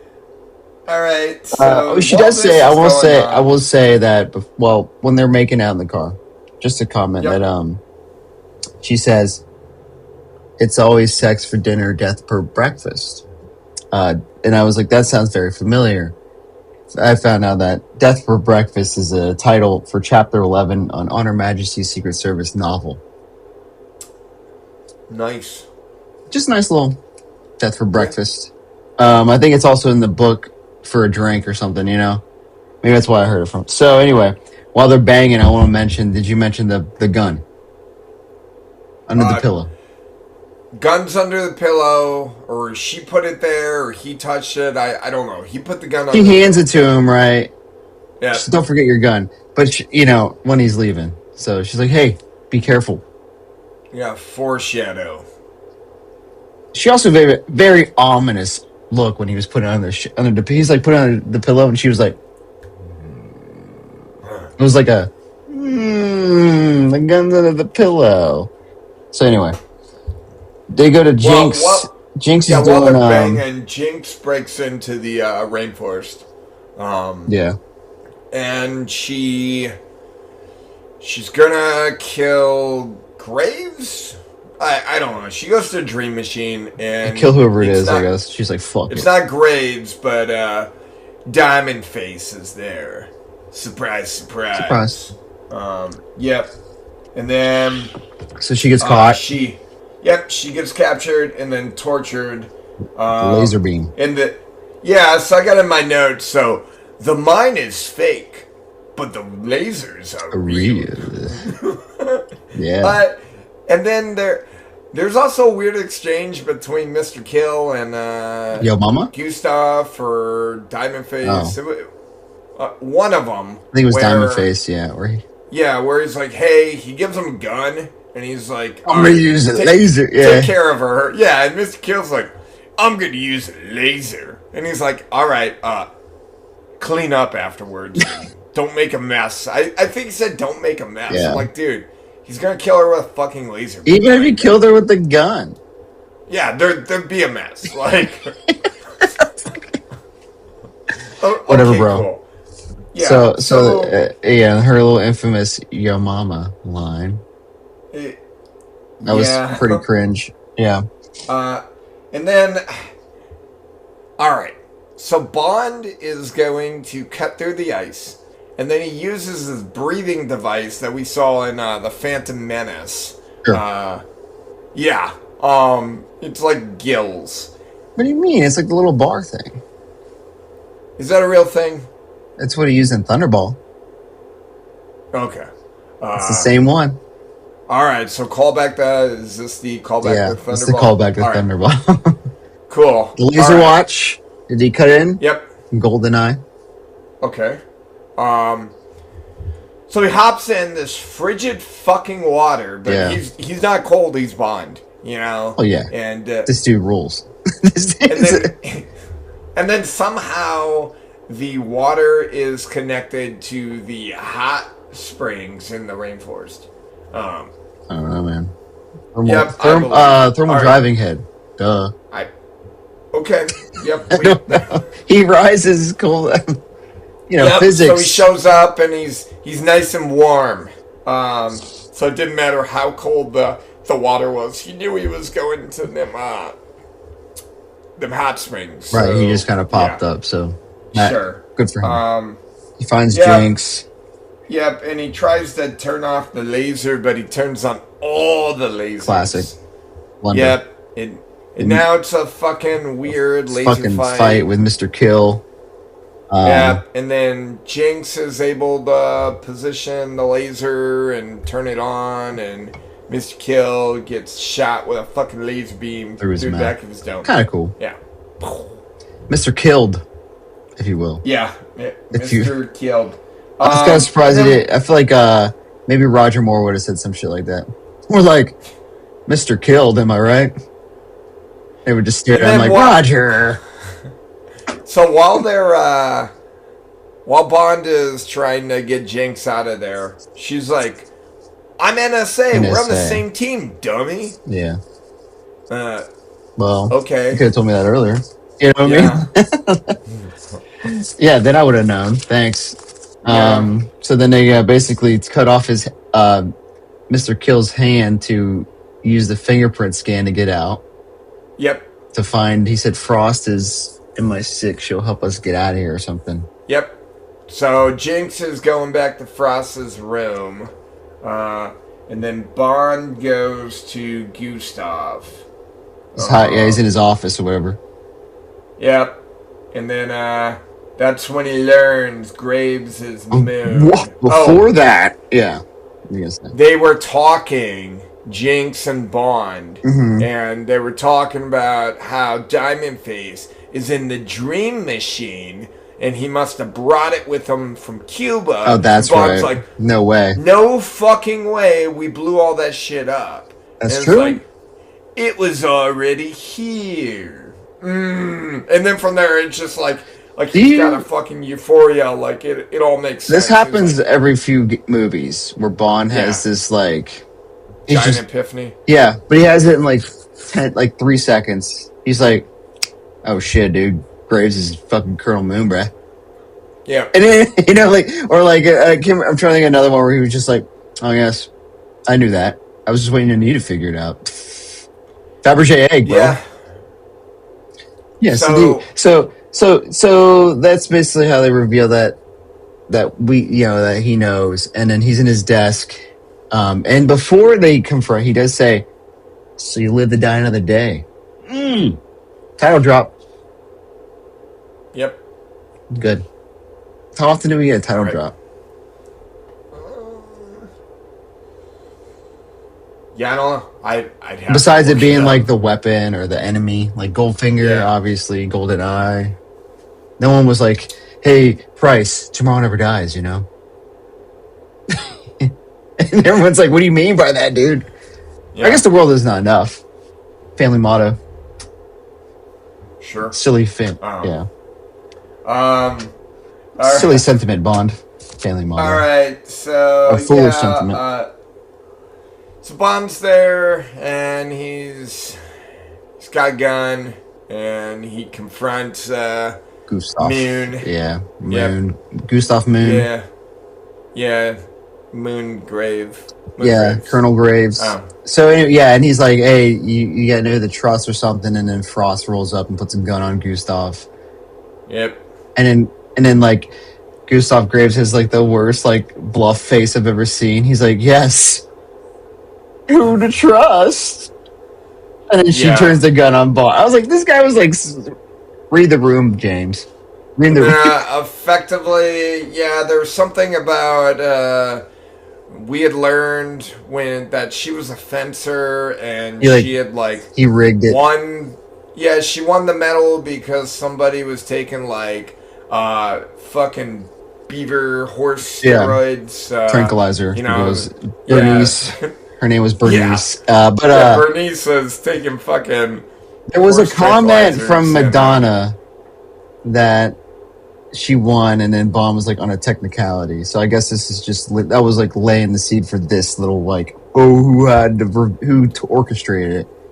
Yeah. So Graves effectively staged it. He got her trust, and then from there we find out that Frost was the Western friend, ally, whatever. So what do you think about how Bond was gonna just fucking waste Frost instantly? His gun was empty, right? But as soon as he was like, and he's like, I was like, damn, dude. It was just like, all right, you have shown it. Because wait, I think Calvin Dyson makes a good point. What if she was like triple bluffing? You know, like what if she was a triple agent and she was actually faking out Gustav? Yeah, like you played your cards wrong because James was gonna light you up. You know, like he's like what if she didn't empty his gun and he was like, I'm just trying to get on Graves' side, and he's like, oh, my bad. Yeah, it was very Electric King where he just like shot her. Bam. All right, no, and I was like, I feel like if that was the case, you were gonna have to tell this dumb motherfucker what's up. Yeah, right, he was gonna waste. He was pissed. You used me for my body. No. That's a no. Only I do that. Yeah. So then from there, Bond's going to escape by using the ring. The ring. Okay, so the one thing about it, I like the ring and I like how it worked and how it was used in the movie. But could we think of a better believable apparatus for James Bond, the notorious womanizer, besides a ring finger or a ring? You know, like, and I think he did have it on his left hand. I'm not sure. When he put it down, and I was like, man, we're supposed to believe he's got a wedding band on right now? Is this for Tracy? What's going on here? Like, but maybe it's a callback to Tracy. I don't think so. But yeah, he blows out the glass on the floor. They fall down. Yep. He starts running. I thought the escape was pretty good. I do think, again, most of the action is pretty good. Like, sure. In the Brosnan era in general. That's just to do with movie making. But, yep, so anyway. So the CGI is pretty bad. This is where it starts getting pretty bad CGI because he's in that Land Cruiser thing, rocket thing, and the laser beam's coming after him. Right. And then he flies off the cliff. And when it hangs and bangs against the glacier, it looks so bad.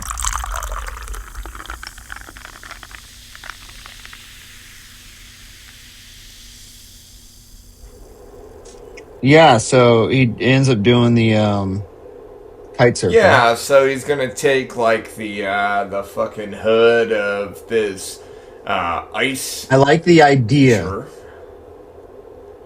I like the idea that he's like able to take apart the vehicle and basically find his escape route, because that's a Bond thing, right? I'm gonna find a way out. It's just how they decided to film it. Sure, it was epic, and they filmed it. Well, epically. You know what? If you want to say, if you're wanting your film to be remembered, you gotta be really good or a really bad scene. You know, like this. You know what I'm saying? Like, but I will say, is this any sillier than Sean Connery in a jetpack in Thunderbolt? No. You know, or Little Nelly? No. Or you know, so or more in space. Yeah. Yes. More in space, or more doing that little spin on the you know, like with the car. Yeah. You know, so like yeah, it just looks. So now Bond is he's back on solid ground, land, and yep. He's going to use his parachute. Ironically or conveniently, there's going to be a snowmobiler coming through, so he's just going to whoop and hijack his snowmobile. So now we are going to have a snowmobile fight. Cool. It was cool. Yep. Snowmobile was cool. And then... So he basically takes it to go back to his car. And then he gets in, and he's getting ready to go with the invisible, and then some fucking snowmobile dude just rams it. Yep. I like how like he's used it a few times now, and no one's detected it, and this dude just fucking obliviously just runs it over, and you're like, shit. Like, and then now we're gonna have this crazy car Fast and Furious scene. Okay, my only question. So like I can hit the I believe on all this bullshit. Why does Diamond Face have a convertible in Iceland? That's my biggest question. I don't know. Why's it gotta be a fucking convertible? I don't know. And that was what, a I do think Mazda? It's funny. Miata? It was a Jag. It was a Jag. Okay, Jag. same thing. It was a Jag XKR. It was supposed to be... It was a prototype for a new model that was going to come out, which, funny enough, never did get released, I guess, for some reason. So, my question was, how did he get all his stuff? Does he have his own queue to load up his car with missiles and stuff? Is Vlad a Q? You know, I think so. I mean, I guess so. Glove. He's making power gloves. That's true. Yeah, I thought it was silly. I guess maybe he likes the wind in his bald head. You know? He likes the way the wind fucking hits tickles his diamonds. Yeah. So I will say I don't care. I love a car chase. Okay. I'll say it. I thought it was a really entertaining car chase. It gets goofier when they're in the fucking ice hotel. And they're just like driving around, and then so Bond is gonna do this thing where he puts it in reverse, and he's got fucking spiky tires, and he can climb a fucking wall backwards. All right, I believe. Hit that. Traction. Yeah, sure. So, can I say during this chase, I don't know what it is. But I think every movie so far, like Pierce shows like how he's just so damn cool in car chases and stuff. World Not Enough with the boat, and he's got this tie. The Tank in GoldenEye where he got his tie fixed, right? In this one, when he uses the ejector seat, the flip from upside down, he just looks so dope. He's like closing the sunroof. He's just like, he's driving. Like, you know, I don't know. He just like has this like. I don't think that would have flipped it, but I'll hit. Oh, I know, but like his like when he closes the sunroof after, he just looks so like nonchalant and cool. Like that's like where he like shines driving a car. I don't know. Or GoldenEye when he's racing Xenia, you know, like in the beginning, and I'm like, this dude's just sick. And so like he does Yeah, he does this basically traction, which those traction spikes were in the Living Daylights. So, it's been done before in a Bond movie. But yes, and I don't. My only question is, did he have to go invisible for it? Yeah. Because if I'm going 100 miles an hour at you, and then you all of a sudden just back up, it doesn't matter if I can see you or not. I can't stop in enough time to not crash through that. Yeah, I know what I mean? I think I think the whole thing was he wanted him to believe that, hey, I just go invisible and then I'm still here. Sure. Yeah, My only. I think the real answer is production wise. It's easier to take a car from here to here instantly, and then in theory, in the movie, he's going invisibly backwards. Right. You know what I'm saying? Like, and then you can just not have to worry about moving the car out of the way. You're just like boom, boom. But I guess you're right. Maybe get him like a half a second more believing that he's right there. You gotta and then from there, like Diamond Face is gonna end up in a giant pool of water, and then there's gonna be a chandelier that kills him, and now the water is slushy red. Slushy red. Yeah, dude's dead. Zal dead. Zal's dead. He goes, and then he's like, "Oh shit, Jinx!" He's finding this thermal imaging thing. He's looking for her. He fucking rams the door. And then I like that he used the ring again. To bust and then she's like not alive. Slow motion. He gets her to. I was gonna say return of your favorite. And then he's gonna get her to the rainforest, and he's gonna put her in the hot springs, and that will warm her up. Yeah. And then she's gonna say something snarky of "What took you so long?" What took you so long? Yeah. And then from there, they're gonna go back to Korea. And then so this seems stupid. I'm sorry. So you've got the fucking British. You got whatever this American. I don't know, CIA director, NSA guy, yes, technically, right? So because he's just sent his Jinx's so boss. effectively, like they're all briefed on this whole Icarus thing, and then Bond's like, "I'm going into Korea," and the NSA guy is like, "No." That'll start a fucking war or whatever, and then M's like, "Yeah, I don't care. I'm getting Bond on it. He's my guy. I trust him." And then, this fucking director, NSA guy is just like, "Oh, well, if Bond's going, hey, you, I want you there too. You go too." And I'm like, I hated it. Like, I think the one thing I was curious about, and I keep bringing it up, I know we made fun of him. I know we did. But, I was like, why is this guy here? We're working with the Americans. Where's my boy Jack Wade? Right. Where's Whitaker at? I feel like it would have been if you want a goofy American guy, it's like, you go with Jimbo. Yeah. I think it would have worked if it was just goofy ass Jack Wade. There probably would have had some continuity. I am. And then when they were in the plane going on these switchblade things down, I think Jack Wade, it reminded me of when he did the Halo jump a couple of movies ago. And I was like, just have Jack Wade do it again. Why not? Yeah, so they do this jump, and then from there they sneak on to fucking. I think they do these. I was gonna say, I think they do these scenes with the Americans that build stupid tension with M. I think they feel like they have to have M and all them more involved. If you notice the older movies, M is in 30 seconds of a movie in the beginning, and that's that. I think once they cast Judi Dench, they're like, damn, she's a good actress. We need more of her. We need to get her more. I think that's part of the flaw of getting a well-known good actress in a role like that. You got to make it more prominent. So yeah. So they're going in this big old plane. Yep, they sneak on, and then all right, so. We have this scene where it's going to be the generals, right? They bring the Korean generals. Yep. Okay, here's my biggest question. So, Daddy Moon is the highest ranking general, right? Korea only has 3-star generals?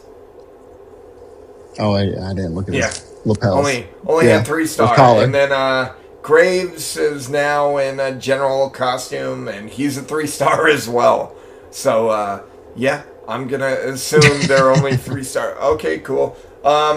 Okay, so we get into some really And his mech suit. Yep. We Yeah. get into some real weird dialogue where, like, the general, like, pretty much Graves is revealing that he's Moon to his daddy. Mm-hmm.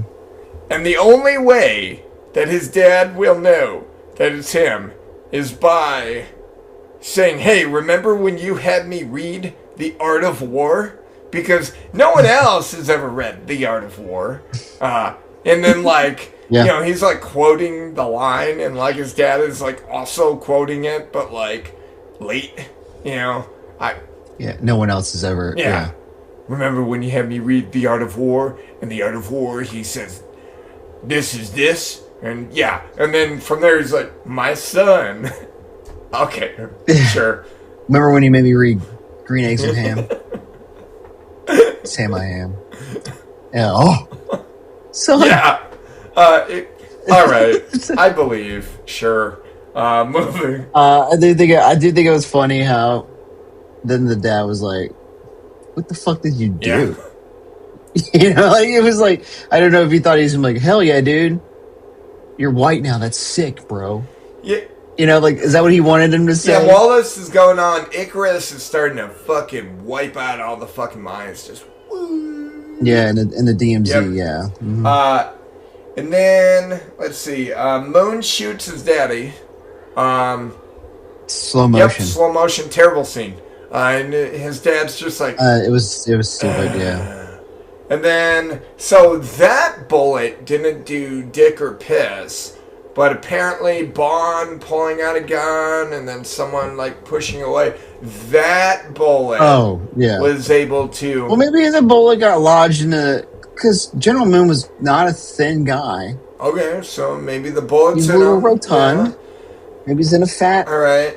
cavity. So maybe. now maybe the bullet, but Bond's bullet went through a window, and then. Do you like that the goon just kind of walked out at the right time to push his gun? Sure. So James is like comes out with the gun, he's like, "Oh hell yeah!" And then this dude's like, he just like took a piss. He's coming back from the head, and he's like, "Holy shit!" and just pushes his arm. Yeah, I believe. Also, you know, I watched these on Prime Video, and it had like X-ray. Not You know what that is? Netflix. I should, but I don't. Free on Yeah. Netflix. It's free. It's free. Yeah. Okay. Yeah. Anyway, they got this thing called X-ray, and it tells you like information and the actors that are in the scene, and like their name. And apparently, this guy's name was Lieutenant Dong. Nice. The guy that pushed the. So I just want to let you know. In case you know, Bond's shot got redirected by Dong. All right. Yeah. So Bond and Moon and Bond and Moon are gonna fight, and then around this time, Jinx and Frost are gonna fight. And then Frost, which is kind of weird, but whatever. Is this the first time we've had a lady fight? I think so. Besides Bambi and Thumper, but they were fighting Bond. Sure. Yeah, no, girl on girl. I'm Bambi. I'm Thumper. I'm Thumper. Yeah. And then Frost is gonna die by a knife book. Yeah. I thought it was a good fight, though. It was good enough. I wouldn't say it wasn't like. At least they didn't make it like the gypsy fight. I hate the gypsy fight. So I know. Yeah. At least they were actually like fighting. And then, but one thing is that all of a sudden Jinx is like fucking, Crouching Tiger, Hidden Dragon with her flips, man. Yeah.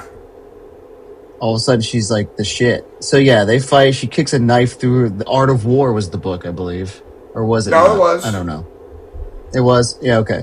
And then she kicks it through her heart. And she calls her a bitch. She's like, and I was like, word. And then so Bond and Moon are fighting. He's got his laser arm. He's like shocking the shit out of James. He's winning, I'd say, and then he just gets all cocky all of a sudden, like all the villains do. Oh, there's 2 parachutes. Oh, he throws one out, and then he puts it on. Yeah. And then Bond does the old pull ball. Okay, cool, man. Thanks, bro. And then and he's like, I do like he's like, time to face reality, Bond. You're gonna die. And then he like pulls the thing and he goes like, what's he say, Mike? I don't know. Say the line. He says, time to face gravity. Oh, yeah. And then shocks the shit out of him. And then he goes into the engine and, I mean, brutal death. Fucking blended up in particles. We had a lot of people getting fucking murked. And then, like, Bond is gonna go by Miranda Frost at one point in time, and he looks a little remorseful, a little sad. He looks a little sad, yeah. Mm-hmm. Oh, hey, I fucked her like a day ago, and now she's dead. It's pretty fresh in his mind, I guess. You know, and then he's like, and then Jinx is like, hey, don't get all weird. I'm over here in the corner. Yeah. Oh, hey, what's up? And then there's this, like, conveyor belt, and they're just, like, dropping, like, Ferraris to get to the helicopter, and then they take a helicopter out of an airplane. Oh, also, around this time, we didn't really talk about it, but, this airplane's on, like, an autopilot, like, flight path, and it got too close to Icarus. And that's kind of... She did it on purpose. Jinx did. Because when she was, like, put it in auto, when Miranda was, she, like, kind of turned this, like, dial, and I guess it, like... got too close. So, yeah, the airplane was... But then again, they went through Icarus, and they didn't die, so that apparently the Icarus is, like, a bitch laser. Can't even blow up a plane. It can blow up mines. I don't know. Yeah. So I don't know. And it can also cut... Pussy laser. Cut a glacier in half. In half. Yeah. But not a plane. Nope. But, yeah. All right. So they get out of the helicopter's going down. They're about to crash. But we've seen James magically get these planes to work in about 20 of these films. And he did it again. So, you know, he did it again. Every time. I did like that they end up in this kind of like rice paddy. And they just have a fucking red Ferrari just... just like sideways, vertical. The guys next to it, like, oh, shit. Some farmers, like... that guy took that shit home. Well, he's like, he looked pissed, you know, and then maybe he realized it was Ferrari. Maybe the keys were in there, you know. Maybe. And maybe the front end wasn't smashed. Well, it didn't look smashed, but it should have been. It looked perfect. Yeah, right. So then they cut to M looking like a smart ass in front of the American dude. She's like, my boy. She always does this. She's always like, you suck, James. You're the worst fucking spy. And then when he pulls through, she's like, I knew you would. Yeah, that's greatest spy I have. And then we cut to this Moneypenny scene. Yeah, Moneypenny's making out with Bond, and then we realized that Moneypenny had Did you believe it? Glasses. No. Did you think? No. I didn't know. She's got the glasses, and then like Q's like, it's rather hot, isn't it? And then and she's like, yeah, you know, she's all wet. And then from there, Bond and Jinx are in some hillside shack. With all the diamonds. Oh, that's right, because they were going down in the helicopter. She's like, at least we'll die rich, and it was all the diamonds in the helicopter. That's right. There's diamonds in that helicopter. And then, like, because they're making some, like, innuendo as they're rolling up on the shack. Dong innuendos, yeah. You know, she's like, can't you just keep it in? And, like, there's, like, a diamond in her belly button or some shit like that. I don't know why she likes that so much, but okay. And then...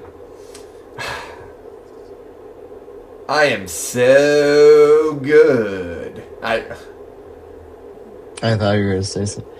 I say, yeah, you're so good. And he goes, especially when you're bad. And I said, damn, talk about summing up this movie. Yeah. And then the last thing I have in my notes is, fuck this movie. Come on, buddy. Come on, okay, buddy. So, here's the thing. As we were talking about this movie, I'm actually going to change it around a little bit on where... For better or for worse. Well, before you do that, let me run through these references. Maybe that'll sway your opinion on some things. No, I've already changed it. Oh my god. Alright, so anyway, a few notes. Fun fact: this story is actually lifted a lot from the Moonraker novel. Moonraker film was never actually a direct adaptation, so they took a lot of elements from this, including the villain in that movie got hit with a grenade, so changed his face. Drax did. Okay. The woman, Miranda Frost's original name was going to be Gala Brand, which was from the novel, but she was actually like his ally, and they were originally going to have Jinx be the twist villain, but then when they got Halle Berry, they didn't want her to, whatever. So they changed her name to Miranda Frost. The Diamonds to Forever, So anyway, here are the references. There's a reference for every movie in this film. Halle Berry coming out of the water, Dr. No. From Russia with Love, there's the briefcase in Rosa Kleb's shoe in Q's lab with the little, because he smells it. Yep. Remember? From Goldfinger, the laser. There's also gold bars in Q's lab. Thunderball. The breathing apparatus, the jetpack, is also in Q's lab. Yep. In Thunderball, he's in a health center, and when he jumps through a window, he eats grapes, just like he does in this one in Cuba. Okay. You only live twice. You got the race swap thingy. Yep. On Her Majesty's Secret Service, this is the only other time you see his desk is when he's doing the virtual mission in this and in On Her Majesty's Secret Service. And the soundtrack cues are when he's in Cuba. They'd use on Her Majesty's Secret Service. Diamonds Are Forever is literally said in the magazine with Gustav Graves on the airplane. Live and Let Die, the Smith & Wesson 38 is the exact same model gun that he has in Cuba when he goes and fights Zhao and Dream Machine, the black one, right? Same one he has in Live and Let Die. Man with the Golden Gun, there's mirrors revolving. Those are the same as Scaramouche's Funhouse. It's also the gold bullet from the belly button is kind of a reference with the diamonds in the belly button. Yep. Spy Who Loved Me, Gustav Graves' Union Jack parachute. That's pretty obvious because in the Spy Who Loved Me, it's the ski jump with the Union Jack parachute. Right. And you got Gustav Graves coming down. Moonraker, the fencing fight is reminiscent of the fight with the henchmen that broke in the museum, and it broke all the shit. And they were fighting, so it's exactly the same choreograph kind of deal. For Your Eyes Only, the diver's helmet's at Q, the yellow diver helmet, Octopussy, the crocodile sub is in Q's, and the mini jet is at Q's. A View to a Kill. Q's robot snooper that he sees at the end of the movie when he sees Roger Moore in the shower is in Q's lab when he walks in. Yeah.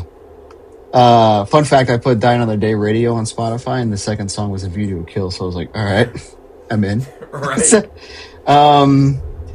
Living Daylights. The cargo plane escape is the same as when he fought the cargo plane in Living Daylights, and the ghetto blaster is in Q's lab. Surprised you didn't see the ghetto blaster. And also the spike traction on the Aston Martin. Conveniently, that was the last movie he had an Aston Martin issued by Q. Was in that movie. Okay. Until this one. License to Kill. His 00 status was revoked.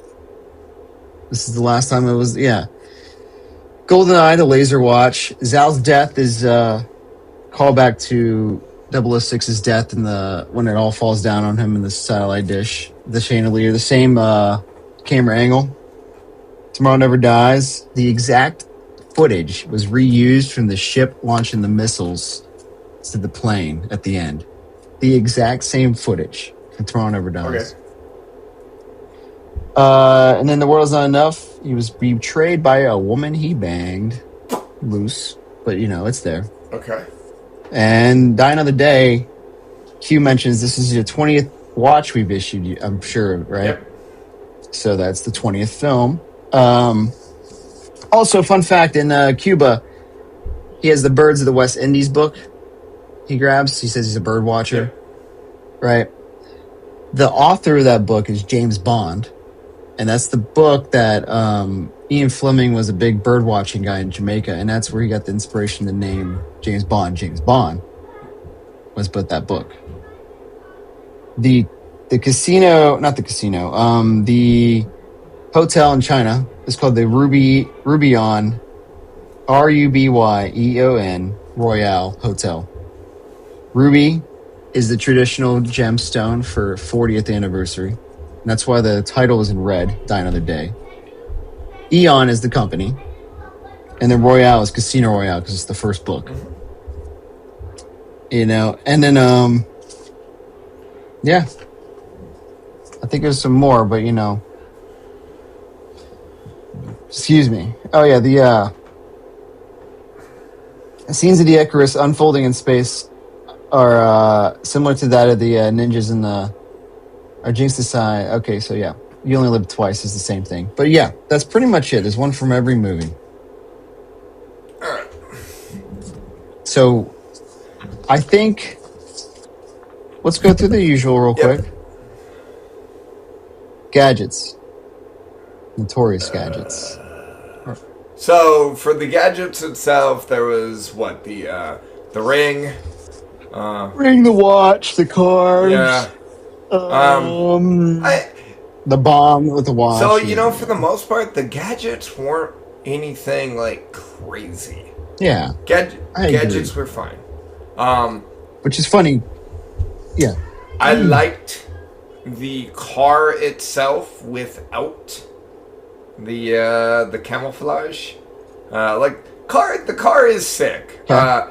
Camouflage, like, I don't know. It's stupid.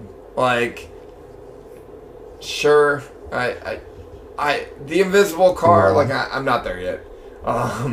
Okay. Babes. Babes, you got, I guess, do you consider Frost or just Jinx? So, ultimately, Jinx is the Bond girl, because I generally only give you one. Yeah. And then Frost is more of a henchman. But, no. Okay. Halle Berry is a very talented actress. And, okay. and she's a babe. I don't know if it was just dialogue, character. I didn't feel it necessarily. Like, I didn't feel the chemistry, or if they had too much chemistry. I don't fucking know. Too much. Okay. Yeah, I mean, I think she was kind of a hit or miss. Some of her lines are real cringy. I do think she was, she's a babe. We get it. Mama. Yo, mama. You know, yeah. Could have been delivered better, but, and we got the cars. I like the Jag, too, honestly. The Jag was kind of sick looking. Yeah. Yeah. And I think, like, the accent was sick. I do like that it almost feels like overcorrection from the last few films where Bond's cars were like in for about a minute. You know, like he drives it to Valentino's Caviar and gets cut in half and it's done. You know, they're like, all right, we're gonna have like a 20-minute car race now or car chase. You know, so. But now it's the fun part, the villains. Okay.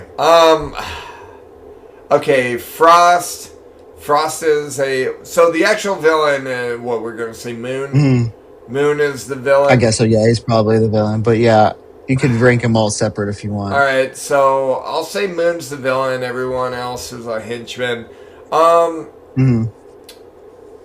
You know, I will say Moon as the villain, he's not the worst. I'd probably put him mid-tier, like, you know, what was his plan? His plan kind of just to fuck shit up, you know, and I guess... Which sometimes I respect more. Get back at Bond? I don't... Well, and then ultimately his plan was to fucking have this laser beam to fucking hold the world hostage. I'll put... I don't know. He's in the middle somewhere. I think he's not bad either. I think he gets a lot of rap because he's just corny and cheesy, but like most of the villains are. And he's a psycho. They're always crazy. Okay, so Frost. I thought Frost was good. Frost is fine. I thought the dialogue with her was kind of stupid. I thought delivery kind of sucked. But yeah, the whole like, I'm a fucking dirty agent. Like, yeah, okay, we've seen it before and we'll see it again. But it's fine. All right, Diamond Face. Diamond Face. Him as the henchman itself was like fine. Like he was an okay henchman. Mm-hmm. Seriously though, why'd he need diamonds in his face? Like, also like you're telling me like no shit. Like, we can't just pull him out. Like, are you kidding me? Like we can't just. No. Why do we have diamonds in your face? Like, it's Bond. I don't know, man. I think it's like one of those where Bond's villains need to have some kind of deformity, And I get it. It's silly. Yeah, But I think he was too bad. I think he was okay of being like, excuse me, of being just. He wasn't in too much of the movie, if that makes sense. You know what this movie reminds me of? It reminds me of. So, have you ever seen Tropic Thunder? Yes. You never go full retard. And I feel like this movie, like, you can have, like, a onesie, twosie, maybe threesie, like, hey, we're gonna do some shit that you're gonna say, like, no fucking way. But we're just gonna, like, we're gonna have a lot of those moments, and, like, I feel like if they would have reeled a few things back, this movie wouldn't have been as silly. Yes, but here's the problem. Okay. The problem is the circumstances. You have the 20th movie, the 40th anniversary, the CGI craze, the movies that get influenced in. And I think the problem is they wanted to wedge all these references in. And they wanted to pay homage to the whole series. And then, like, at some point, things like, you could see when I listed, like, 20 different things that some of them were just there to call back old films, right? So, like, you're like, oh, okay. Zhao could have died in a car accident, like, off the cliff. Sure. But they wanted to make sure he has a 006 chandelier on him. You know what I mean? So I think one of the things is when they made this movie, they were like, I wonder who was pressuring him. Was it Broccoli and Michael G. Wilson and all them? Like, hey, we need to call back all our films and all this stuff, right? So I think that had a detrimental effect on the film. I would like you to consider that in your evaluation of this film. I have the pressure. Pierce is. You go first because you're the. About Pierce? We'll do the thing. Or about the movie? Yeah. Okay. We'll get Pierce. We'll do the movie first, then Pierce. But go ahead. All right. So, is it above For Your Eyes Only? Yes. Wow. Is it above Octopussy? No. Above Diamonds Are Forever? No. You're wild. Above You Only Live Twice? Above. All right. Yeah, so all right, here's what I got here. Originally I thought this is going to be the worst movie. Because I just remember how much I disliked it last time I watched it. I do believe. So one, I liked the first 20, 30 minutes, and I thought it was a relatively grounded movie up until we left Cuba. And from there, it just starts getting, it gets a little zany, and then once we hit Iceland, it's just like, oh, hey, whatever you think of this movie, like, we're going to pivot hard, and you're either going to be like a 14-year-old boy that's going to fucking love it, Zach, or you're going to be a fucking 38-year-old man like myself who's just like, what the fuck is this movie? And I will say there were definitely things I liked about this movie. That I don't remember liking. And then I will also say, like, this movie, whether it sucks or doesn't suck, whatever you believe about it, there's a lot more watchability. Because originally, like, I went through and I was like, hey, if you said, hey, we're gonna rewatch a movie, like you pick one of the bottom ones, would you rather rewatch this or From Russia with Love? I'd rather rewatch this. So I went through and some of these older movies, like there really wasn't a lot in there for me, and I know a lot of people have a lot of love for like Connery and whatnot, then even like more. Either they're really awesome, and there are some older movies that like I really enjoyed, but if it wasn't what I was feeling, like there's not a lot in those older movies. So as far as like, this movie was captivating at times. It went over the ledge at times, but so. Diamonds Are Forever. Honestly, I really liked Mr. What was his name? The henchman. Mr. Wint. Yeah. And Mr. Kidd. Mr. Kidd and Mr. Wint. That's kind of, I don't know. It felt right for me. I am not attached. Now, we will get to my first in 2 movies from now, and I'm sure it's going to be higher than where you rank it, because we're always nostalgic over our first, right? And okay, sure. All right, so let me see if I can figure out where you had this movie. Now, I don't have your ranking in hand, but let's see. What are your first 3 movies? First 3. Number 1's GoldenEye. 2 is On Her Majesty's, and 3 is Goldfinger. Okay, and then what's your next 3 movies? Thunderball, The World's Not Enough, Tomorrow Never Dies.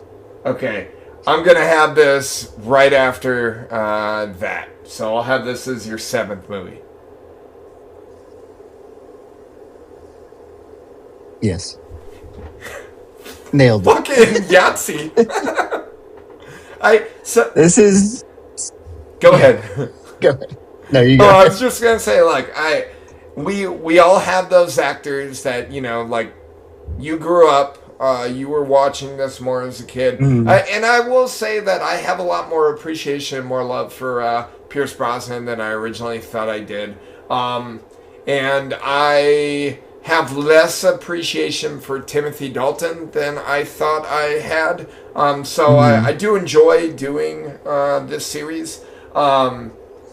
Hey, we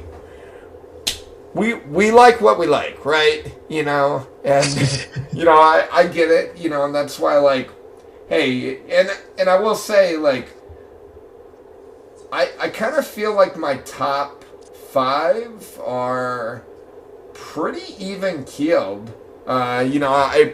Because I don't really have. I mean, now we're gonna get into Daniel Craig and you have one from each actor, I guess.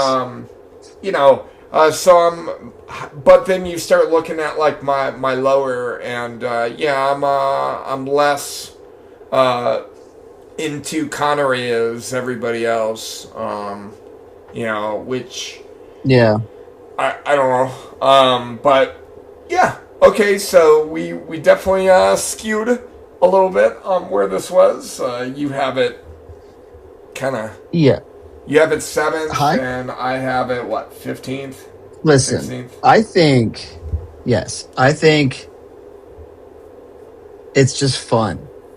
It's silly, but it's fun. I think, and you're talking about movies you want to watch over again, then sometimes just the enjoyable watch Pierce Brosnan's Bond go through just chaos is always enjoyable. I mean, obviously, if I had a choice, I'm going to watch GoldenEye over this. You know what I mean? Like, but like, and then and then the CGI. I think it's like, you look past it. It's whatever, man. It's like shit happens. Time like the rear projection in the old days was pretty bad too. Right.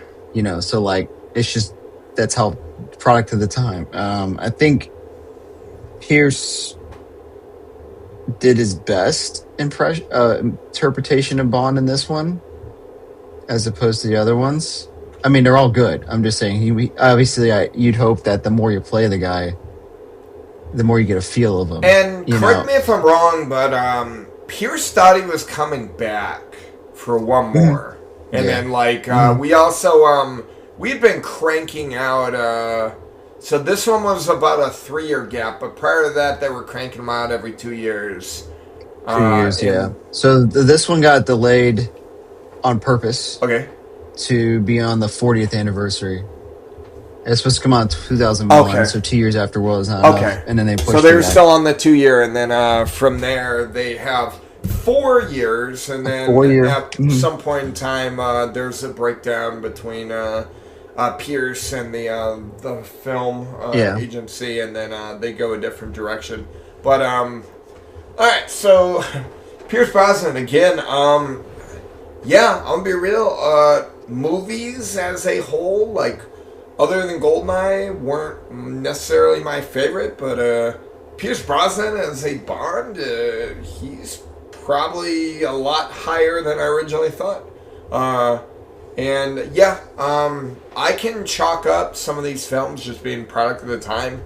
I definitely believe, like, watching these back, like, oh yeah, Pierce Brosnan was the fucking man for these movies, and they were pretty successal as far as, like, critics and as far as, they grossed. This is this high. Yeah. This was the highest grossing Bond film. Yeah. Which is a little wild for me. I also believe sometimes that the box office is kind of skewed more from how well did the last film do, and then that will generally get you. Oh yeah, everyone goes to see it, and then and for sure. But 4 films. I also kind of think 4 films might be ideal. You think so? I do. So I think. Here's the thing. I don't know. It's tough. I think 5, if you do it right. But the only reason I say that is because, like, I just like these, and I thought he was not too old yet. Yeah, he was 49. Yeah. But if they were still doing every 2 years, it'd been okay. Sure. And then, like, a lot of the forums I read, like, they'll be like, it's just a shame that like Roger Moore or that he had a silly movie and then they intentionally made his next one like really grounded and down to earth, whatever. It's just a shame that he didn't get that overcorrection for his last one. Like, hey, we went really crazy on this one. Let's have like a real serious Pierce Brosnan movie, But like, I think there is a weird thing of like when they leave, whose terms it's on, and how the movie turns out. Because I think when we get to No Time to Die, I think they already knew this was the last Daniel Craig one, and we all know how that ends. And I think that's part of the reason why they did it that way. And I don't agree with it, but we'll get to that. And like, what if they didn't know he was coming back? They couldn't do that ending, right? Well, and then I think the same thing with on the other end, Roger Moore. He was just hanging on as long as they would want him to. And then the movies kind of got sloppy because he was just there. He was stale. He was just there, and they're like, they had to be the one to be like, buddy. So the reason why four, maybe 5. Like, so if you think about like, I think it depends on the actual time range. So Lazenby and Dalton, we only got 1 and 2 films. And you always feel like, hey, there's probably 1 to 2 more. Like, what would another fucking Bond movie been like with Lazenby? You know, so obviously you want more than 1 or 2. And then I know it got a little weird with Connery because he ultimately did 6, but he did 5 and they left. And his 5th one was Diamonds Are Forever. No. You Only Live Twice. Yeah. So his 5th one was dog shit. And then he came back and it wasn't that bad. You know, so like that. That was also, I think that was also because it was earlier on. Yeah. And they were like, we know Connery works. Yeah. Kind of thing. So we're going to beg him to come back with money. Obviously with more, like, more, 7's too much, you know. Oh, yeah. So I feel like, and then a little foreshadowing, like, maybe 4 is the ideal. You know, because especially now with the movies are going to start with production stuff, there's going to start getting a little longer to produce. So we're closer to 3 years. 3 to 4 almost. Depending on, you know, what's going on with production. So the funny, and then the one thing I want to add to that is, and we will get to it when we get to it again, but it's different now. I think if we're gonna watch them back to back to back, like, no shame to anybody, but like, you know, age gets to us all, and I think our boy DC from Casino Royale to No Time to Die, buddy, like, and he aged, and then, you know, and I noticed a little bit on Pierce. It wasn't too bad, you know, from Goldeneye to now. You know, you're like, you're getting a little up in there, and then, but like, when it takes so long to produce these films, like, Daniel Craig can only, you know, like, he starts, and in the way they film those ones, he's getting beat to hell. Yeah, you know, and like he, I want to say it was Spectre. He got pretty fucked up on the set to the point that, like, we'll talk about famous words that were said after Spectre. You know, and how he felt about the fucking series. And if you get there, like, at that point in time, you know, like, yes, you know, you're kind of fucking done, you know, and like, and then it's kind of hey, so we got a 5th movie out of him, but like, did we need that? Did we really need it? Movie and right.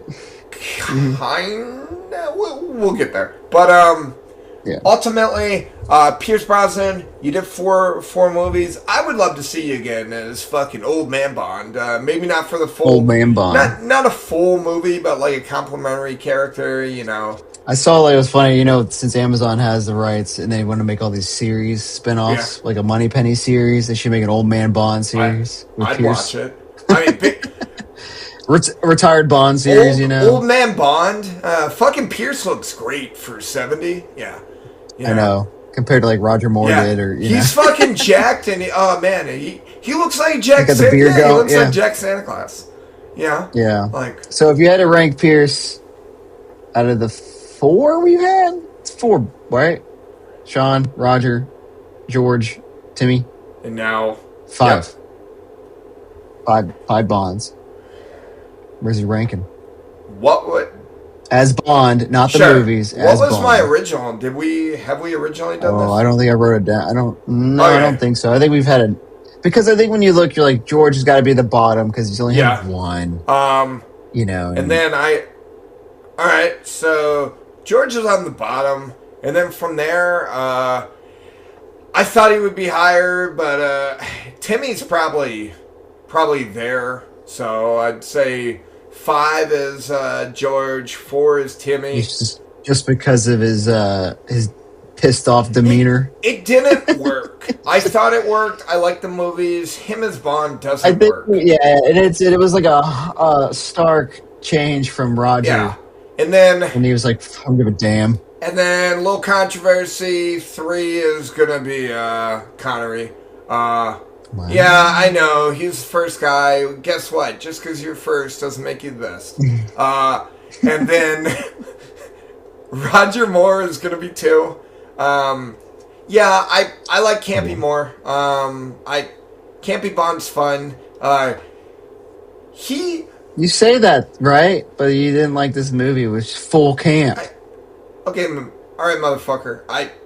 I've been giving I've been giving Pierce his fucking flowers, and I just made him my number 1 Bond up to this point, and you never would have thought that I would have been here. Say it again. Say it again. I have to clip Pierce it. Brosnan is my number 1 Bond at this point. Yeah. Cut. Yeah. So I want to see. And who would have thought? Because I talk a lot of shit about This guy would have thought. Oh, you thought Pierce Brosnan was my number 1 Bond up to this point? Would be. Okay. I think once you watched him. Right. I think part of this exercise is being able to now we can see them you really analyze what's happening, or you see you see it back to back to back, kind of. You can see the differences as we go. But I watched all these back to back to back. Now, granted, that was 14 No, yeah, I know. 14 years ago, but they're just kind of going on, on the TV. Mine's probably the same, except for I would flip Roger and Sean. Yeah. Okay. All right. Makes sense. Yeah. Because I don't know. I like Honor Majesty's. I think George he's not an actor. He never was afterwards either. So it was what it was. We just, it's really hard. It was a great movie. I thought he did a good performance as Bond. It's quite hard, isn't it? Isn't it, Moneypenny? Okay, this is the end of an era-ish. Yeah, it is an end of an era, but for most characters. How do you rank this Moneypenny? She's not as... I think she's the... You think she's the best? I mean, it's not a high bar so far. I love Lois Maxwell, but she kind of was just at the desk, and that was pretty much it. She kind of flirted. I liked her... Her and Roger Moore had a lot of chemistry. Sure. I think this one was pretty good in the beginning. They kind of threw her in the back seat in the last 2 movies. But she did have pretty good quips, with the doctor and World's Not Enough. Yeah. And then Tomorrow Never Dies in the car, where she was pump her for some or information or something like that. Yeah, so I thought she's probably the best. So, yeah, Bond movies are definitely gonna get a little weird moving forward, because we're not gonna have Moneypenny for a few movies. For a bit, we're not gonna have Q for a few movies, and you hated this Q. For whatever reason, I don't know. What did you think about your boy Robinson? I love Robinson. I did like Robinson, and we don't see Robinson again, right? No, I think we get Tanner. Yeah, Tanner kind of replaces him. Yeah. I enjoy Robinson, but we will get Judi Dench back. We will get Judi Dench. An interesting carryover, but I think that's because she's Judi Dench. Judi Dench. Yeah, so Judi Dench. You have anything else to say? If you were recasting, kind of think of hey, you fire everybody in a head coaching staff. Yeah, and then one person stays. Or whatever. I would have kept Judy. The special teams coach stays or whatever. Yeah, that's fine. All right, hey, you can stay. We can fire everyone. Let's make this work. Judy. Yeah, let's figure this out. I was gonna say I was like Judi Dench and Gin and Sofa will return. Yeah, we will. With Casino Royale. And with that, Gin and Sofa.